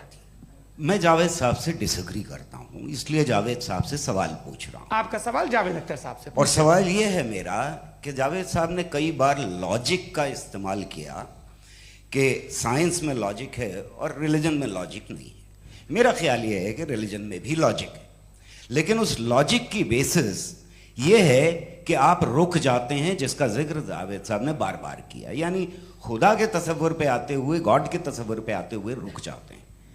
और इसमें सवाल पूछना मतलब फॉरबिडन होता है। सवाल यह है कि क्या जावेद साहब इससे एग्री करते हैं कि साइंस की लॉजिक अलग है और रिलीजन की लॉजिक अलग है? बताइए सर। देखिए 3 चीज़ें हैं, साइंस है, एक है मंतिक है, इस्तिदलाल है, اور ایک جو ہے کچھ بھی نہیں ہے، فیتھ ہے، عقیدہ ہے. میں عقیدے کی لاجک کا قائل نہیں ہوں. مجھے آپ استدلال سے، لاجک سے، ریزن سے سمجھائیے، میں ماننے کو تیار ہوں، میرا کیا نقصان ہوگا. لیکن یہ کہ عقیدے پہ میں نہیں جا سکتا ہوں. عقیدے کا مطلب ہے کہ تم یہ مان لو، سوال نہ کرو، یہ نہیں. آپ ساری باتیں کر کے، بڑی سائنٹیفک باتیں کر کے ایک جگہ جا کے خدا کے حدود پہ رک جاتے ہیں، سرنڈر کر دیتے ہیں. میں سرنڈر کرنے کو تیار نہیں. That's all. جی یہ آگے سر بیٹھے ہوئے ہیں، ان کو مائک دیجیے. بھائی وہ آپ پوچھنا چاہ رہے تھے نا؟ ہاں نہیں میں تھینک یو. جی آپ کا نام؟ عاصم افتخار. آصف جی پوچھیں. سر جاوید سر سے سوال ہے کہ آپ نے اپنے مائک تھوڑا قریب اپنے کلوزنگ اسٹیٹمنٹ میں یہ بات کہی تھی کہ مذہب کا جو فیوچر ہے وہ زیادہ دن نہیں جانے والا ہے. لیکن میں دیکھ پا رہا ہوں کہ جو آکسفورڈ یونیورسٹی کی ایک اسٹڈی ہے 2011 میں ہوئی ہے، جس کے 50 اکیڈمیشنس نے اس کو انجام دیا تھا، اس میں وہ یہ کہتے ہیں کہ جو فیتھ ان گاڈ ہے وہ ان بلٹ ہے ہیومن نیچر کے اندر، جس کو ہم کہتے ہیں فطرت کے اندر شامل ہے وہ. اور وہ یہ کہتے ہیں کہ اگر کوئی یہ سمجھتا ہے کہ مذہب کو وہ ختم کر دے گا تو یہ اس کی غلط فہمی ہے. تو آپ اس کے بارے میں، اس اسٹڈیز کے بارے میں کیا کہتے ہیں؟ ٹھیک ہے. میں ان سے اگری نہیں کرتا ہوں. وہ کون سے پروفیسر ہوں گے؟ ایسا ان کے پاس ڈیٹا ہے، انہوں نے ڈیٹا کے بیس ہوگا. ڈیٹا کیا ہو سکتا ہے؟ فیوچر کا ڈیٹا تو نہیں ہو سکتا نا ان کے پاس. پریزنٹ کا ڈیٹا ہو سکتا ہے. ڈیٹا آپ نے سنا 100 سال پہلے کا بعد کا ڈیٹا؟ میں نے تو نہیں سنا آج تک. تو آج ان کی یہ رائے ہے اور ہوگی رائے. ٹھیک ہے، دنیا میں طرح طرح کی رائے ہے لوگ. لیکن میں سمجھتا ہوں کہ وقت کے ساتھ انسان زیادہ سے زیادہ ریزنیبل اور لاجیکل ہوتا جا رہا ہے. آج آپ دیکھیے ویسٹرن یورپ میں کیا پرسنٹیج ہے نان بلیورس کی؟ بہت ہائی. وہاں چرچ خالی پڑے ہوتے ہیں. تو الٹیمیٹلی تو انسان کوئی ایسی بات بہت عرصے تک نہیں مان سکے گا، چاہے غلط یا صحیح، جو اسے اس کے دماغ کو، اس کے ذہن کو، اس کی لاجک کو اپیل نہ کرے. وہ کہہ رہے ہیں تو آکسفورڈ کے ہوں گے تو کیمبرج کے ہوں گے، مجھے کیا لینا دینا. ان کا ڈیٹا مستقبل کا نہیں ہو سکتا ہے. جی دیپک ہاں پوچھیں.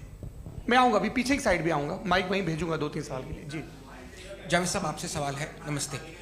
ارے بھائی سر اگر آپ ہی لوگ کو طے کرنا ہے تو پھر 200 لوگ طے کر لیں. نہیں sir please don't do this sir. Every body has a right sir, but we can only take selected questions. سر یہ ینگ لوگ بھی ہیں تو ان کی یہ اب اتنے ینگ، بھائی آپ ینگ ہیں کہ نہیں ہیں؟ وہ کہہ رہے ہیں وہ بھی ینگ ہیں صاحب. آپ ان کی نوجوانی پر دعویٰ ان کو ہی کرنے تھے. ہاں مفتی صاحب آپ ینگ. ہاں پوچھیں. ارے بھیا سر میرا سوال یہ ہے، کچھ ان سے بھی تو پوچھو. جی نہیں بس آپ سے ایک سوال ہے. جیسے تھیسٹوں کے پاس اپنے جو ایشور کو مانتے ہیں ان کے پاس اپنے سوشل گیٹ ٹوگیدرس ہیں. 5 روزہ کرسمس آنے والا ہے، ہولی ہے، دیوالی ہے، عید ہے. ایتھسٹ کیا آفر کر رہے ہیں؟ مطلب میں ان کی دکان سے بورو میں آنا چاہتا ہوں اس طرف، پر میں اٹریکٹ نہیں ہو پا رہا ہوں. میں سوشل گیٹ ٹوگیدرس کیا ہے آپ کے پاس؟ وہ یہ کہہ رہے ہیں کہ جو دھارمک لوگ ہیں، الگ الگ دھرم کے لوگ، ان کے اتسو تیوہار کانگریگیشن بہت ہیں. اب آپ کو میں ایک سناتا ہوں. یہاں ہسٹورین بھی بیٹھے ہیں.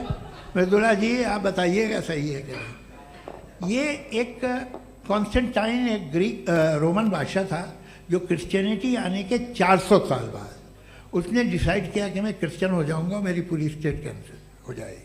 اس زمانے میں ایسے ہی ہوتا تھا، راجا جو دھرم اختیار کرتا تھا وہ جنتا بھی کر لیتی تھی. اس لیے کہ وہ ہو گیا تھا بینکرپٹ، اور اسے جو میڈیٹیرین کوسٹ کے رچ کرسچن وہ تھے مرچنٹ، اس سے پیسہ چاہیے تھا. تو اس نے کہا یار کرسچن ہو جاؤ. تو اس نے اپنے وزیر سے کہا کہ بھائی یہ ہسٹری ہے کہ اب ہم لوگ کرسچن ہو جاتے ہیں. پہلے سر ہو جائیں گے، کوئی پرابلم نہیں ہے، لیکن ایک پرابلم یہ ہے کہ 17 دسمبر سے 25 دسمبر تک جو پیگن فیسٹیول ہوتا، جو پیگن جو فیسٹیول ہوتا ہے وہ بند ہو جائے گا، اس لیے کہ ہم کرسچن ہو گئے تو ہوگا نہیں. تو وہ بچوں کو بہت برا لگے گا، پبلک کو بہت انجوائے کرتے ہیں، خاص طور سے 25 کو مین ڈے. اس نے کہا ہاں یہ تو صحیح کہہ رہے ہو. یہ جیسس کرائسٹ کی پیدائش کب تھی؟ پہلے صاحب وہ اپریل میں تھی. نہیں کٹ کرو، وہ 25 دسمبر کو ہے. یہ حقیقت ہے. اور 400 سال بعد کرسچینٹی کے اپریل سے دسمبر لے آئے، اور اس لیے کہ یہاں پیگن فیسٹیول ہوتا تھا. اب مناتے ہیں آپ آرام سے. یہ جو سارے فیسٹیول ہیں یہ ریلیجن سے، ہر ایک کو ایک انٹرٹینمنٹ ڈپارٹمنٹ چاہیے ہوتا ہے اپنی کمپنی چلانے کے لیے. تو یہ ریلیجن نے یہ سیکولر त्योहार थे जिन्हें रिलीजन्स ने ले लिया है। ये मौसम के थे, फसलों के थे, किसानों के थे, उसको आपने लेके रिलीजियस रंग दे दिया। ये कोई रिलीजन से थोड़ी आए हैं आप। अच्छा हमें देखिए, हम तो मुल्द हैं, हम ईद मनाते हैं, हम दिवाली मनाते हैं, हम होली मनाते हैं, हम क्रिसमस मनाते हैं। बम्बई की फिल्म इंडस्ट्री की सबसे बड़ी होली हमारे घर में होती है, सबसे बड़ी ईद हमारे घर में होती है। वो हमारी सोशल वो है, हमारे हेरिटेज है। ऐसा थोड़ी है कि we will throw the baby along with the water. ये तो अच्छी चीज़ है, इन्हें रखो, जो बेकार है फेंक दो। जी हाँ। हेलो जी, मेरा सवाल नादवी जी से है। जैसा कि आपने बोला कि गॉड टाइम के भी परे हैं और गॉड इतनी कॉम्प्लेक्स चीज़ है कि उसे ह्यूमन माइंड समझ नहीं सकता, और गॉड ने अर्थ पे फ्री विल भी दे दी है, तो आप अपना वक्त ज़ाया क्यों कर रहे हैं गॉड के बारे में बात करके? अपन को तो बात करनी चाहिए कि सोसाइटी को बेहतर कैसे करें। जी, मैं गॉड वही बताता है सोसाइटी को कैसे बेहतर करे। अभी मैं आपका जवाब देता हूँ। आपने कहा कि टाइम पे वो एग्जिस्ट नहीं करता, सो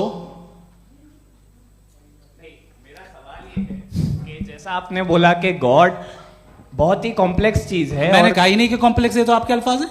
कॉम्प्लेक्स का लफ्ज गॉड के लिए सुइटेबल नहीं है। क्यों? क्योंकि कॉम्प्लेक्स वो चीजें होती हैं जो ऑब्जेक्ट हो। God is not an object जिसको आप इंस्ट्रूमेंट के जरिए लेबोरेटरी में जाके टेस्ट करें, oh it's very complex. No, वो कोई कार का इंजन नहीं है। वो फिलोसॉफिकली नेसेसरी बीइंग ऐसी बीइंग है जो सिंपल बीइंग है। हाँ, आप उसको मुकम्मल तौर पे उसकी तमाम हिकमतों को जान ले और हर चीज को जान ले, ये पॉसिबल नहीं है, क्योंकि वो ऑल वाइज है, आप ऑल वाइज नहीं है, और वो खुदा है, वो आपको सारी चीजें बता दे, ये जरूरी नहीं। मेरा सवाल ये नहीं था। मेरा सवाल ये था कि जब गॉड इतना परे है इस दुनिया से कि उसने अर्थ पे फ्री विल भी दी है, हम सब ह्यूमंस की फ्री विल है, और जो सोसाइटी में हो रहा है वो अपन लोग डिसाइड करेंगे, तो अपन लोग डिसाइड नहीं करेंगे ना, अपन लोग डिसाइड नहीं करेंगे। गॉड जो है, गॉड ने वो उसकी जात, उसकी एग्जिस्टेंस टाइम एंड स्पेस से परे है, लेकिन वो हमारा टेस्ट ले रहा है और उसी गॉड ने हमें बताया कि तुम्हें क्या करना है क्या नहीं करना है, तो जाहिर है उस गॉड की बात सुनेंगे ना हम। जी, वो पीछे एक चश्मा लगाए जो मैम खड़ी हैं, उनको दीजिए। हाँ आप जी जी बिल्कुल आएंगे। देखिए मैं कोशिश कर रहा हूँ सब तरफ जाने की। हाँ उनको दीजिए माइक। जी हेलो सर, मैं ओमनी प्रेजेंट नहीं हूँ, टाइम पाबंद हूँ और जहां तक कोशिश कर सकता हूँ करूंगा। जी अपना नाम बताइए। मेरा नाम उर्सुला है, मैं दिल्ली यूनिवर्सिटी की एक स्टूडेंट हूँ और मैं स्टूडेंट फेडरेशन ऑफ इंडिया से हूँ।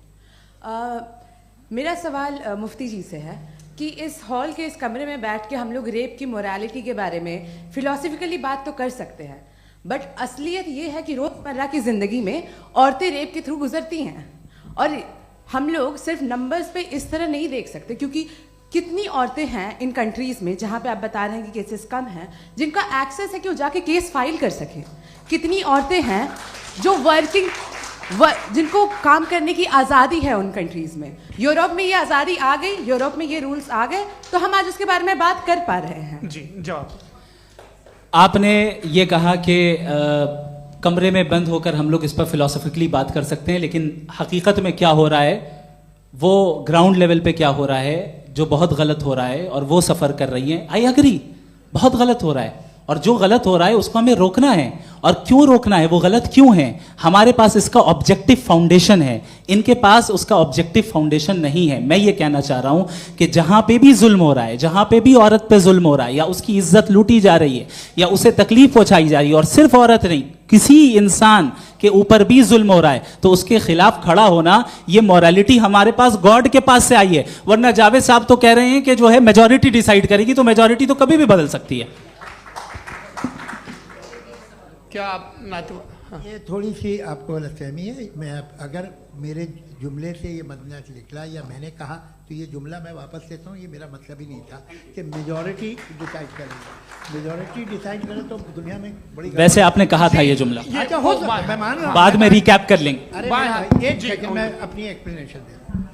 मुनासिब बात यह है कि हम सब के सब दिल में जानते हैं कि क्या अच्छा है क्या बुरा है, हमें पता है अच्छी तरह से। जो लोग बुरे काम करते हैं उन्हें भी मालूम अच्छा क्या है। यही तो सवाल था हजरत कि फिर ये मोरालिटी आई कहाँ से? Cross examination. हाँ जी हाँ। मोरालिटी साथ रहने की डिजायर से आई है। यानी साथ रहकर जो कुछ कह दे जो कुछ कर दे वो हो जाएगा? नहीं तो आप कायदे से रह ही कर सकते हैं जब तक लोगों में मोरालिटी हो, वरना क्यास हो जाएगा। ये आपको कैसे पता? जी हमने देखा ना, जहाँ मोरालिटी का क्यास हो गया, हम देखते हैं। कहाँ पे देखते भाई हैं? दुनिया में आप जो कह रहे हैं, आप कहीं पे अगर गलत हो रहा है इस बहस तो के उसको बाद आप मैं गलत देखिए। आप सर मुफ्ती साहब, आप एपिस्टेमोलॉजी की बात कर रहे हैं, मैं ऑन्टोलॉजी की बात कर रहा हूँ। मैं इस बहस के फाउंडेशन बाद आप क्या है? दोनों लोगों को चाय पे फाउंडेशन होस्ट करूंगा, वहां पे क्रॉस एग्जामिनेशन कर लीजिएगा। अभी ऑडियंस का हक मार रहे हैं आप लोग भाई, सर जस्ट लोग हैं आप लोग। और ये भाई ये हाँ बच्चे उधर आएंगे, उधर इनको आएंगे। जी सर आएंगे। अच्छा सर मेरा नाम लईकुर रहमान है और मैं अलीगढ़ मुस्लिम यूनिवर्सिटी का स्टूडेंट हूँ। और जहाँ तक मुझे पता है कि sir you are also product of Aligarh Muslim University. मैं भी उसी चमन का बुलबुल। हाँ सर, तो बड़ी खुशी हुई मुझे जान करके कि मैं आपसे मिलूंगा। सवाल सर मेरा सवाल ये है, सर सैयद अलैहि रहमा का नज़रिया ये था कि खुदा के वजूद को अक़ल के दायरे में रह कर के तलाश करना, न कि पूरी तौर से उसका इनकार कर देना। Sir how will you define it? नहीं तो ये तो आप इन्हें बताइए। ये सवाल आपसे खुदा का वजूद साबित कर रहे हैं तो सर आपने इनकार कर रखा है, इस वजह से मेरा क्वेश्चन उन्होंने यही सर से एक सेकंड, सर सैयद ने यही कहा ना कि अक्ल से आप खुदा के वजूद को साबित नहीं कर सकते, यही कहा ना भाई। वो उन्होंने कहा कर सकते हैं और वो कर दिया गया आज। वो फोन दो। तलाश करना या साबित करना अक्ल से अक्ल से नहीं हो सकता। अरे सवाल तो सुन लीजिए जी। अक्ल से नहीं हो सकता है, यही कहा ना आपने। अक्ल से हो सकता है। अरे वो यही कह रहे हैं भाई, आप बता रहे हो सकता है, वो तो कुछ और। आप अगर सर देखो नौजवान फोन ले लो, वो इतनी कमाल की यूनिवर्सिटी है। अरे भाई दे दो जरा, एक मिनट दे दो भाई, मेरी बात सुनो, माइक पे बोलो ताकि जो लाखों लोग देख रहे हैं। माइक दे दो ना। अरे देंगे ना माइक, तुम ठहरो तो।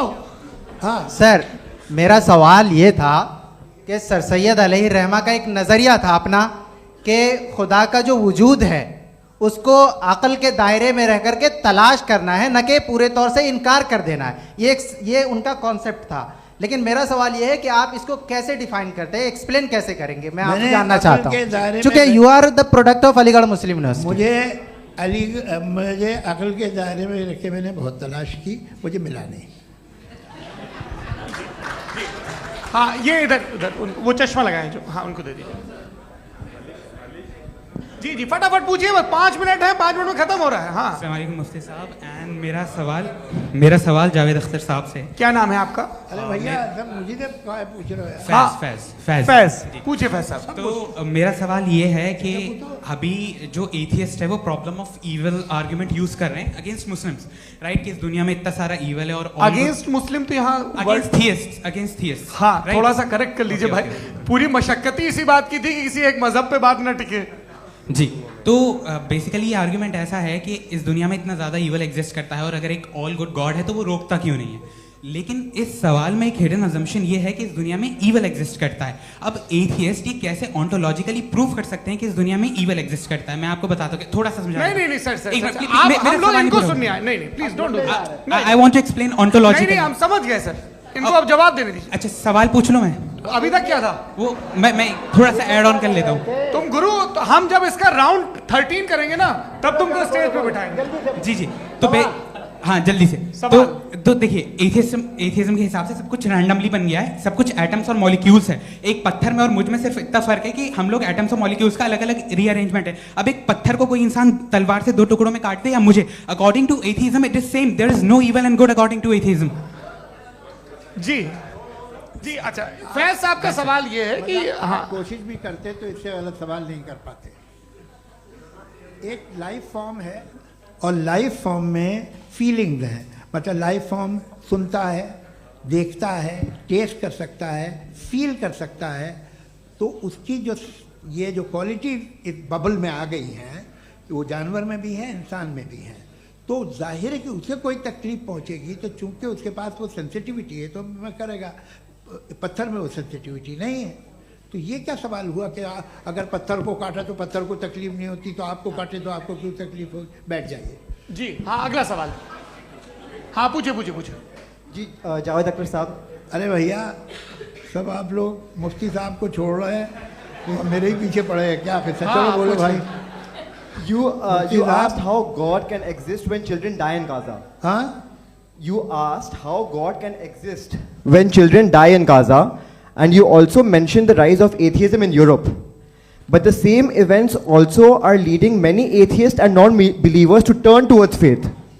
How do you interpret this contradiction, where suffering pushes some away from God, yet brings others closer to belief? देखिए, आपको एक बात बताऊं, दुनिया परफेक्ट तो कहीं भी नहीं है, हर जगह कुछ खामियां हैं। बेटा एक मिनट, मैं आप ही को कहेंगे, देखो वो तो कुछ खामियां, कमज़ोरियां, खराबियां सब जगह है।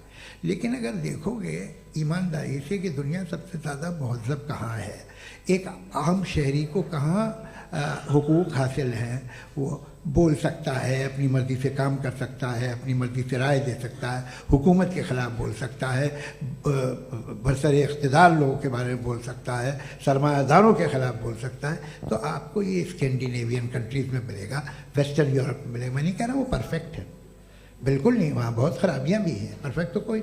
लेकिन जिन जिन मुल्कों में, लैटिन अमेरिका देखो, गल्फ़ देखो, वहाँ पर आपको ये ज़रूर है कि रेप नहीं होते होंगे। रेप की ज़रूरत क्या है भाई, उसको तो ख़रीद लो, घर में रखो, सड़क पर रेप करने की क्या ज़रूरत है। मगर सुनिए सुनिए सुनिए, मगर हकीकत ये है कि वहाँ शख्सी आज़ादी राय देने की, बोलने की नहीं है। जी, ये एक आखिरी सवाल मुफ्ती साहब से। हाँ मैम, इनको माइक दीजिए। शुक्रिया। मेरा नाम मनीषा है, मैं हरियाणा से आई हूँ। मैं मुफ्ती साहब से एक बात पूछना चाहती हूँ। आप बार बार जावेद साहब को कॉन्ट्राडिक्ट तो कर रहे हैं कि आपने ये कहा, लेकिन आप भी अजम्पशंस के बेसिस पे बात कर रहे हैं। आपने खुदा के होने का कौन सा प्रूफ पेश किया है, खुदा की एग्जिस्टेंस का? अब इस सवाल को अलग रहने दीजिए, कौन एथीस्ट है कौन नहीं है। और दूसरी बात जो आपने एक छोटी सी कही थी कि ये फ्री विल का इस्तेमाल करता है इंसान अपनी, लेकिन इस फ्री विल का इस्तेमाल में मतलब खुदा ने ये दे दी सबको ये इजाज़त कि वो कितना घिनौनापन और कितने ज़्यादा ख़राब से ख़राब तरीके इस्तेमाल कर सकता है। जवाब सुनते जी। आप फ्री विल को मानती है ना, या अब कहती है कि फ्री विल नहीं है ना, मानती है ना? तो अब आपके पास इसका कोई एक्सप्लेनेशन नहीं है कि अगर एक इंसान उस फ्री विल का इस्तेमाल करके गलत काम कर रहा है और बच के अच्छी ज़िंदगी गुजार के निकल जा रहा है, उसका कोई रिकम्पेंस नहीं है। हमारे वर्ल्ड व्यू में जो इंसान गलत काम कर रहा है उसको भी रिकम्पेंस यानी उसका बुरा बदला मिलना है, और जो सही काम कर रहा है उसको सही बदला मिलना है। लिहाजा जो फ्री विल है वो इस तरीके से है कि एक लिमिटेड टाइम तक खुदा ने मोहलत दी है। ऐसा नहीं कि छूट दे दी, जो करना है करते रहो हमेशा। वक्त आएगा जब एग्जाम का टाइम खत्म होगा तब रिजल्ट आएगा, दौराने एग्जाम जबरदस्ती आपको नहीं बताया जाएगा। अरे भाई एक सेकंड, जी सवाल मुफ्ती साहब से मेरा, मुफ्ती साहब से जी, हाँ,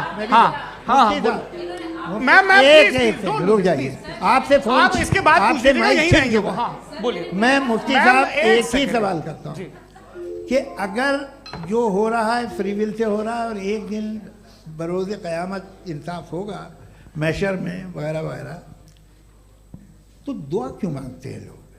दुआ मांगते हैं इसके मतलब है अभी भी उसने ये डिपार्टमेंट रखा है कि मैं रोज़मर्रा की जिंदगी में बिल्कुल बिल्कुल he can.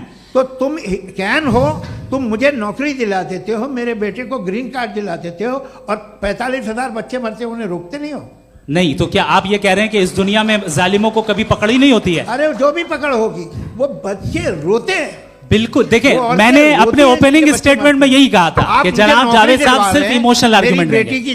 This is an emotional argument. ये छोटे मोटे इसके पीछे का रीजन मैंने बताया क्या है, देखिए मैं इसके पीछे का रीजन क्या है मैंने बताया। मंच से आप लोगों को सज्जनों इसलिए कह रहा हूं ताकि थोड़ा सा आपके कॉन्शियंस पे जोर रहे कि आपको ऑर्डर बचा के रखना है। वक्त तय हुआ था, ये वक्त पूरा हुआ, आपने इतने धैर्यपूर्वक सुना, मैं आप सबका बहुत बहुत शुक्रगुजार हूं। यदि इन दोनों विद्वानों की इच्छा होगी तो कभी हम इस बातचीत का राउंड 2, राउंड 3, यही तो देखिए खूबी है इंसान की कि बहस मुबाहसे में वो पड़ा रहता है। आप लोगों ने बड़े धैर्य का परिचय दिया, बहुत बहुत शुक्रिया। इसी के साथ ये बातचीत आप लोग को मैं एक बात बता दूं, ये सारी बहस हो गई, अब मुफ्ती साहब और बड़े मुफ्ती साहब इन साथ के साथ मैं खाना खाने वाला हूँ।